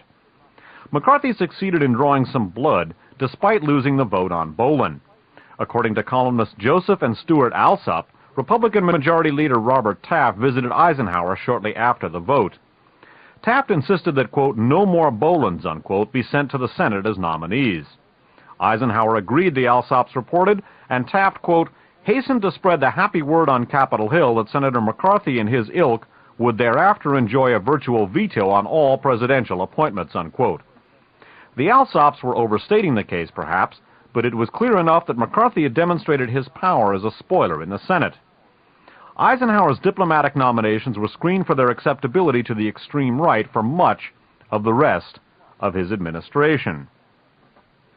So again, even though Charles Bolin was not deep-sixed as a result of the activities of Messrs. McCarthy and Grombach and Bogolepov, and again, note that Bogolepov had originally worked for Goebbels' propaganda ministry, later the CIA, and finally freelanced on behalf of Grombach and McCarthy, this did have a significant effect on Eisenhower's appointments policies. However, one of the most important things to note, and I'm going to wrap this installment of the broadcast up with this last section of blowback, is that even though the Eisenhower administration was elected in considerable measure as a result of the pro-liberation campaign that was conducted by Arthur Bliss Lane, working at the same time for NCFE and for CFF, and even though his appointments were affected by the combined activities of Grombach's Third Reich emigre and in conjunction with Joe McCarthy's attacks, the Eisenhower administration basically remained committed to the containment versus the rollback philosophy. What we're going to look at next week is how the fascist milieu involving an intersection of the national security establishment, the American radical right, and these Third Reich emigre, George Bush being part of that axis, this explicitly fascist milieu. We're going to take a look at how they were dissatisfied with the Eisenhower administration next week, and how political warfare and psychological warfare ultimately was transformed or replaced by the use of covert action and deadly force, that with the assassination of John Kennedy, but that will be next week. Even though, again, despite the activities of Messrs. McCarthy and Grombach and Bogolopov, despite the synthesis of the liberation campaign and the liberation philosophy introduced into the United States as a result of CIA domestic activity, chiefly CFF, bear in mind originally this was a Third Reich political warfare strategy and covert action strategy introduced into the U.S. by these Gehlen-related elements and through CIA activity. The Eisenhower administration remained committed to containment rather than rollback philosophy, and ultimately, as we'll look at next week, Eisenhower began to seek détente with the Soviet Union. That did not sit well with the milieu which assumed power on 11/22/63. Of Eisenhower's ultimate commitment to containment rather than liberation or rollback theory, Simpson writes as follows: "But despite the Republicans' public attacks on Truman's containment policy, Eisenhower's election had been a victory for the Republican establishment, not for the radical right. The Republicans did not have a substantially new strategy for dealing with the Soviets beyond a tendency to use harsher rhetoric than the Democrats. George Kennan's containment theories may have seemed like part of the problem to most liberation advocates, but his thinking on clandestine political warfare against the Soviets was most welcome to Eisenhower and dominated the scene at the Solarium strategy conferences. Eisenhower himself personally endorsed Kennan's stratagems, his analysis of East-West affairs, and the former diplomat himself. The President and his advisors decisively renewed the ongoing program of harassment and destabilization inside Eastern Europe that had given birth to the Nazi utilization efforts in the first place." And again, next week, we will begin looking at dissatisfaction on behalf of the rollback or liberation milieu, the milieu that ascended on November 22nd, 1963, and we're going to take a look at how ultimately the dissatisfaction, first with Eisenhower, and then their complete revulsion with Kennedy, led to a fascist coup, literally the overthrow of the legitimate constitutional authority in the United States, the assassination of John Kennedy, and in succeeding installments we will see how the liberation milieu evolved into the Reagan administration and the current state of affairs both in the United States and in the rest of the world. This concludes this installment of Radio Free America program number 37, How the United States Lost the Second World War.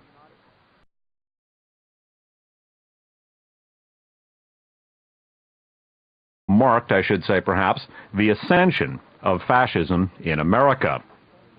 This evening, by the way, one of the central things that we're going to be focusing on is the generation of rollback or liberation theory vis-a-vis fighting the Cold War or waging the Cold War, and we're going to take a look specifically at the role of the Reinhard Gehlen Nazi Eastern Front spy outfit in generating that particular philosophy, and with the involvement of Gehlen and Gehlen-related elements in the U.S. national security establishment and political establishment, and how that led to the formation of rollback theory. One of the things that we began looking at in connection with the evolution of the milieu, this explicitly fascist milieu that we looked at in connection with John Kennedy's assassination, well, we began looking at the plans by the Third Reich to go underground during the course of the Second World War.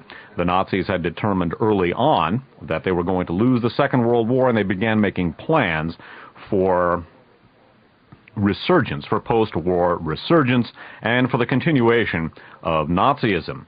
One of the major things that we looked at in connection with the Nazis having gone underground, and one of the dominant operant considerations that we're looking at in this particular archive series, concerns the Third Reich's strategic use of anti-communism as a vehicle for conquest. Specifically, the German General Staff and the Nazi Party learned in the immediate post-World War I period that the fear of communism, both by their own industrialists and financiers and the population in general, and by the Western allies, in this case the allies of World War I, could be used to their own ends, specifically because of the German Revolution at the end of World War I.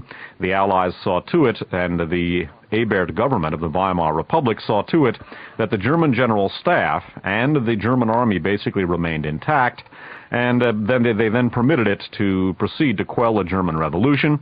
This provided for the survival of the German General Staff and the German military and the Nazi Party, which grew directly out of the German General Staff and the German military. Hitler, of course, was initially a Reichswehr intelligence agent, and the Nazi Party in its inception, as we looked at in Radio Free America program number 10, was, at least in the beginning, a front for Reichswehr intelligence.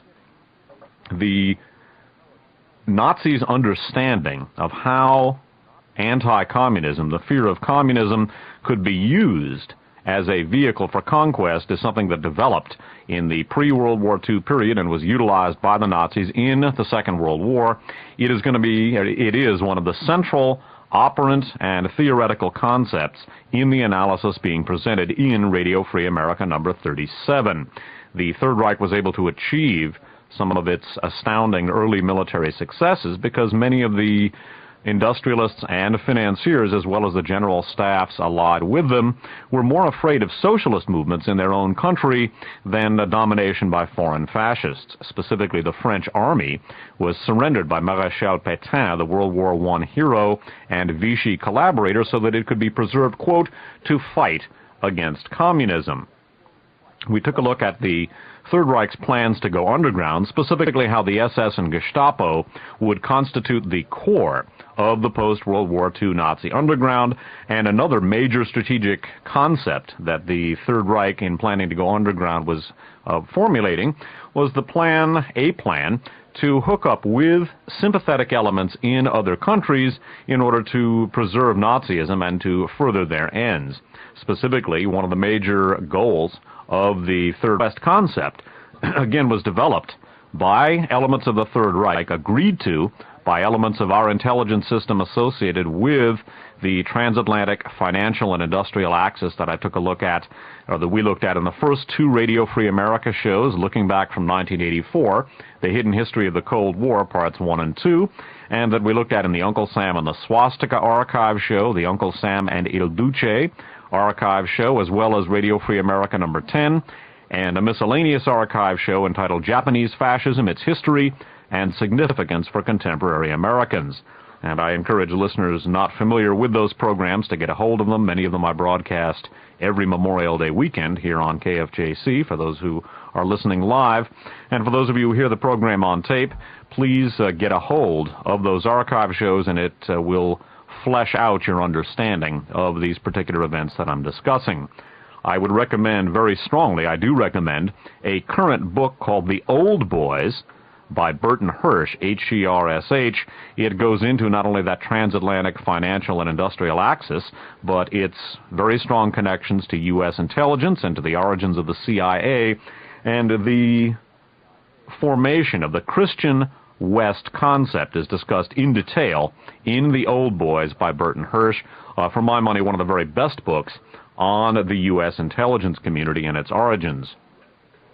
Now, as we looked at, the Christian West concept, basically a Third Reich concept, served as the seed concept for NATO. What we saw with NATO was a union, the North Atlantic Treaty Organization. What we saw with NATO was a union between the United States and Britain and France and other European nations with Germany in an anti-Soviet alliance.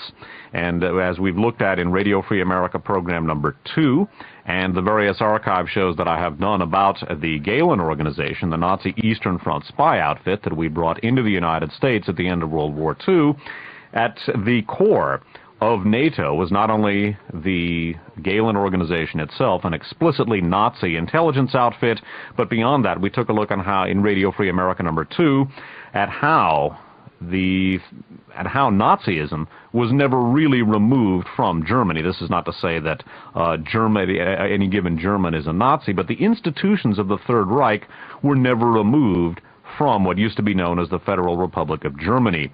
The Third Reich's military people, many of them, its intelligence people in particular, many of the industrialists and financiers, and also many of the political figures from the Third Reich went on to dominate the operations of post-war Germany, initially the Federal Republic of Germany, and some of these same elements are in ascendance in the now United Germany.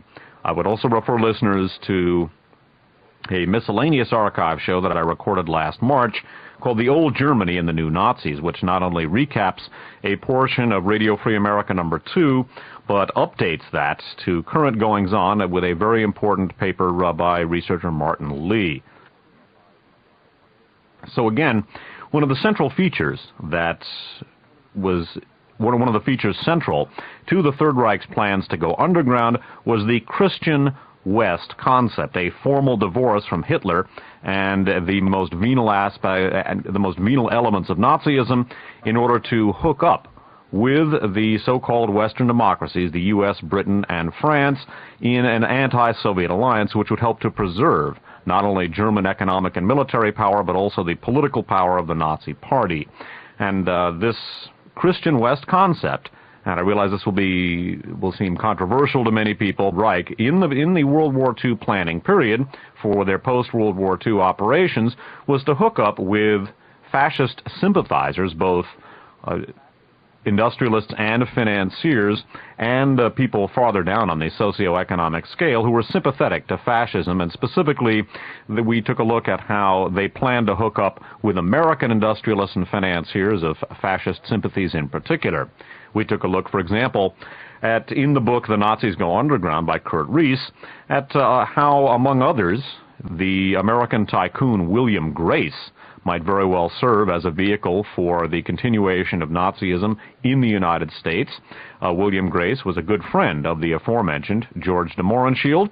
We also took a look at the targeting by the Third Reich of Harry Jung's American Vigilant Intelligence Federation, a fascist organization, an explicitly anti-Semitic organization that worked with the Hitler-Goebbels anti-Comintern in the 1930s and early 40s. The anti-Comintern was an international consortium of fascist organizations which was put together as an umbrella organization by the Third Reich. Jung's organization, Harry Jung's American Vigilant Intelligence Federation, was a major element in the United States of the anti-Comintern, and the files of Jung's organization served as the seed, so to speak, the seed for the files of an organization called the American Security Council. That organization deeply involved with an organization called the Anti-Bolshevik Bloc of Nations, and that organization, as we have seen, which went on to become a key element of the World Anti-Communist League, was and is a major element of U.S. national security and covert operations, national security considerations and covert operations. The Anti-Bolshevik Bloc of Nations and related elements, and the ABN is very close to the Gehlen organization. The ABN was one of the major elements that we looked at in connection with the assassination of President Kennedy. Now, by the way, if I'm going a little quickly here, or if this sounds a little glib, I apologize. Suffice it to say that Archives on Audio should be contacted to get the earlier installments of Radio Free America 37, because this is a massive program, and necessarily in recapping what we've looked at so far in many, many hours of broadcasting real time, I've got to present things rather quickly, and I can appreciate it if this seems a little sketchy or a little glib. Simply get a hold of the archives and peruse the information at length and in detail. Now, in the most recent installment of Radio Free America 37, the program that I did last week, we took a look at how German and American industrialists and financiers who were associated with the transatlantic financial and industrial axis that was instrumental in promoting fascism in Europe. We took a look at how people like Allen Dulles on the American side and people like Gero von Gewernitz on the German side, both of them working in an intelligence capacity for their respective governments were negotiating during the course of the Second World War in order to form what they referred to as the Christian West concept. This basically was a plan on the part of the Third Reich and agreed to, a plan that was drawn up by elements of the Third Reich and agreed to by elements of Western intelligence, particularly Alan Dulles, head of the Bern, Switzerland OSS office, to shed Adolf Hitler and the more venal elements of Nazism, and to have the residua of the Third Reich and Germany in general hook up with the United States and Britain and France in an anti-communist, anti-Soviet coalition. The Christian. It is time now for the next installment of a massive archive show, specifically Radio Free America program number 37, How the United States Lost the Second World War. And when I talk about the U.S. losing the Second World War, I am in no way speaking figuratively. This is not a metaphor. Von Clausewitz, the famous Prussian military theoretician, noted, and this is an oft-quoted phrase, that war is the continuation of politics by other means. You will also see that translated, war is the continuation of policy by other means. In the nuclear age, it was simply not possible to defeat another nation by sending major army groups crashing across an opponent's border, because that would lead to mutually assured destruction. So what we are looking at in this program is politics, or policy, as the continuation of war by other means. This is a massive archive show. I'm doing it in installments, and I think it will go a long way toward explaining not only the history of the second half of the 20th century, but it will in particular explain how the United States has gotten to its present sorry state of affairs. I'm going to begin by reviewing some of the highlights of this archive show to date. We began by taking a look at the assassination of President Kennedy, one of the main base points, I should say, of the program that I've been doing for these many years, some 13 years now.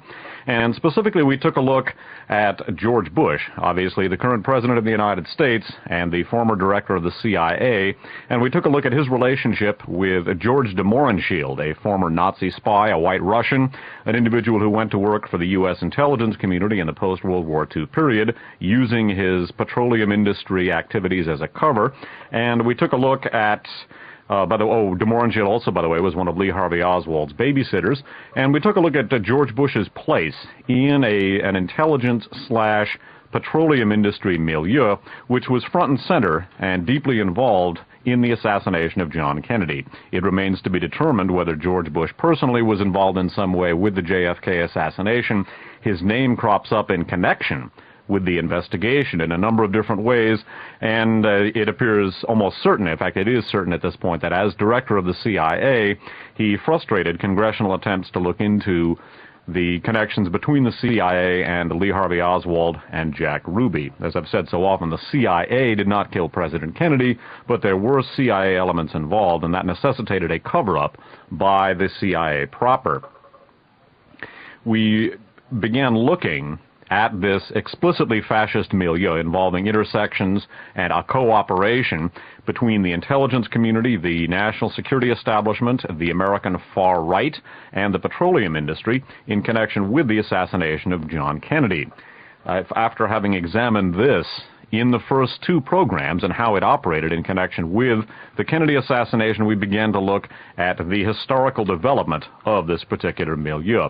Now, from an historical/political standpoint, the John Kennedy assassination represented, or was, three very important things. First of all, it was the culmination of a constitutional struggle between the military and the executive branch. The military has never liked having a civilian commander-in-chief. We took a look at that in considerable detail in our Aryan Nation series, Radio Free America programs 10 through 13. And we also have looked at the John Kennedy assassination as the triumph of rollback or liberation theory of fighting the Cold War, as opposed to the containment theory of fighting the Cold War. And also the assassination of President Kennedy represented, or was, but the Christian West concept is basically what NATO was. The Christian West concept became NATO. It was the founding concept for the North Atlantic Treaty Organization.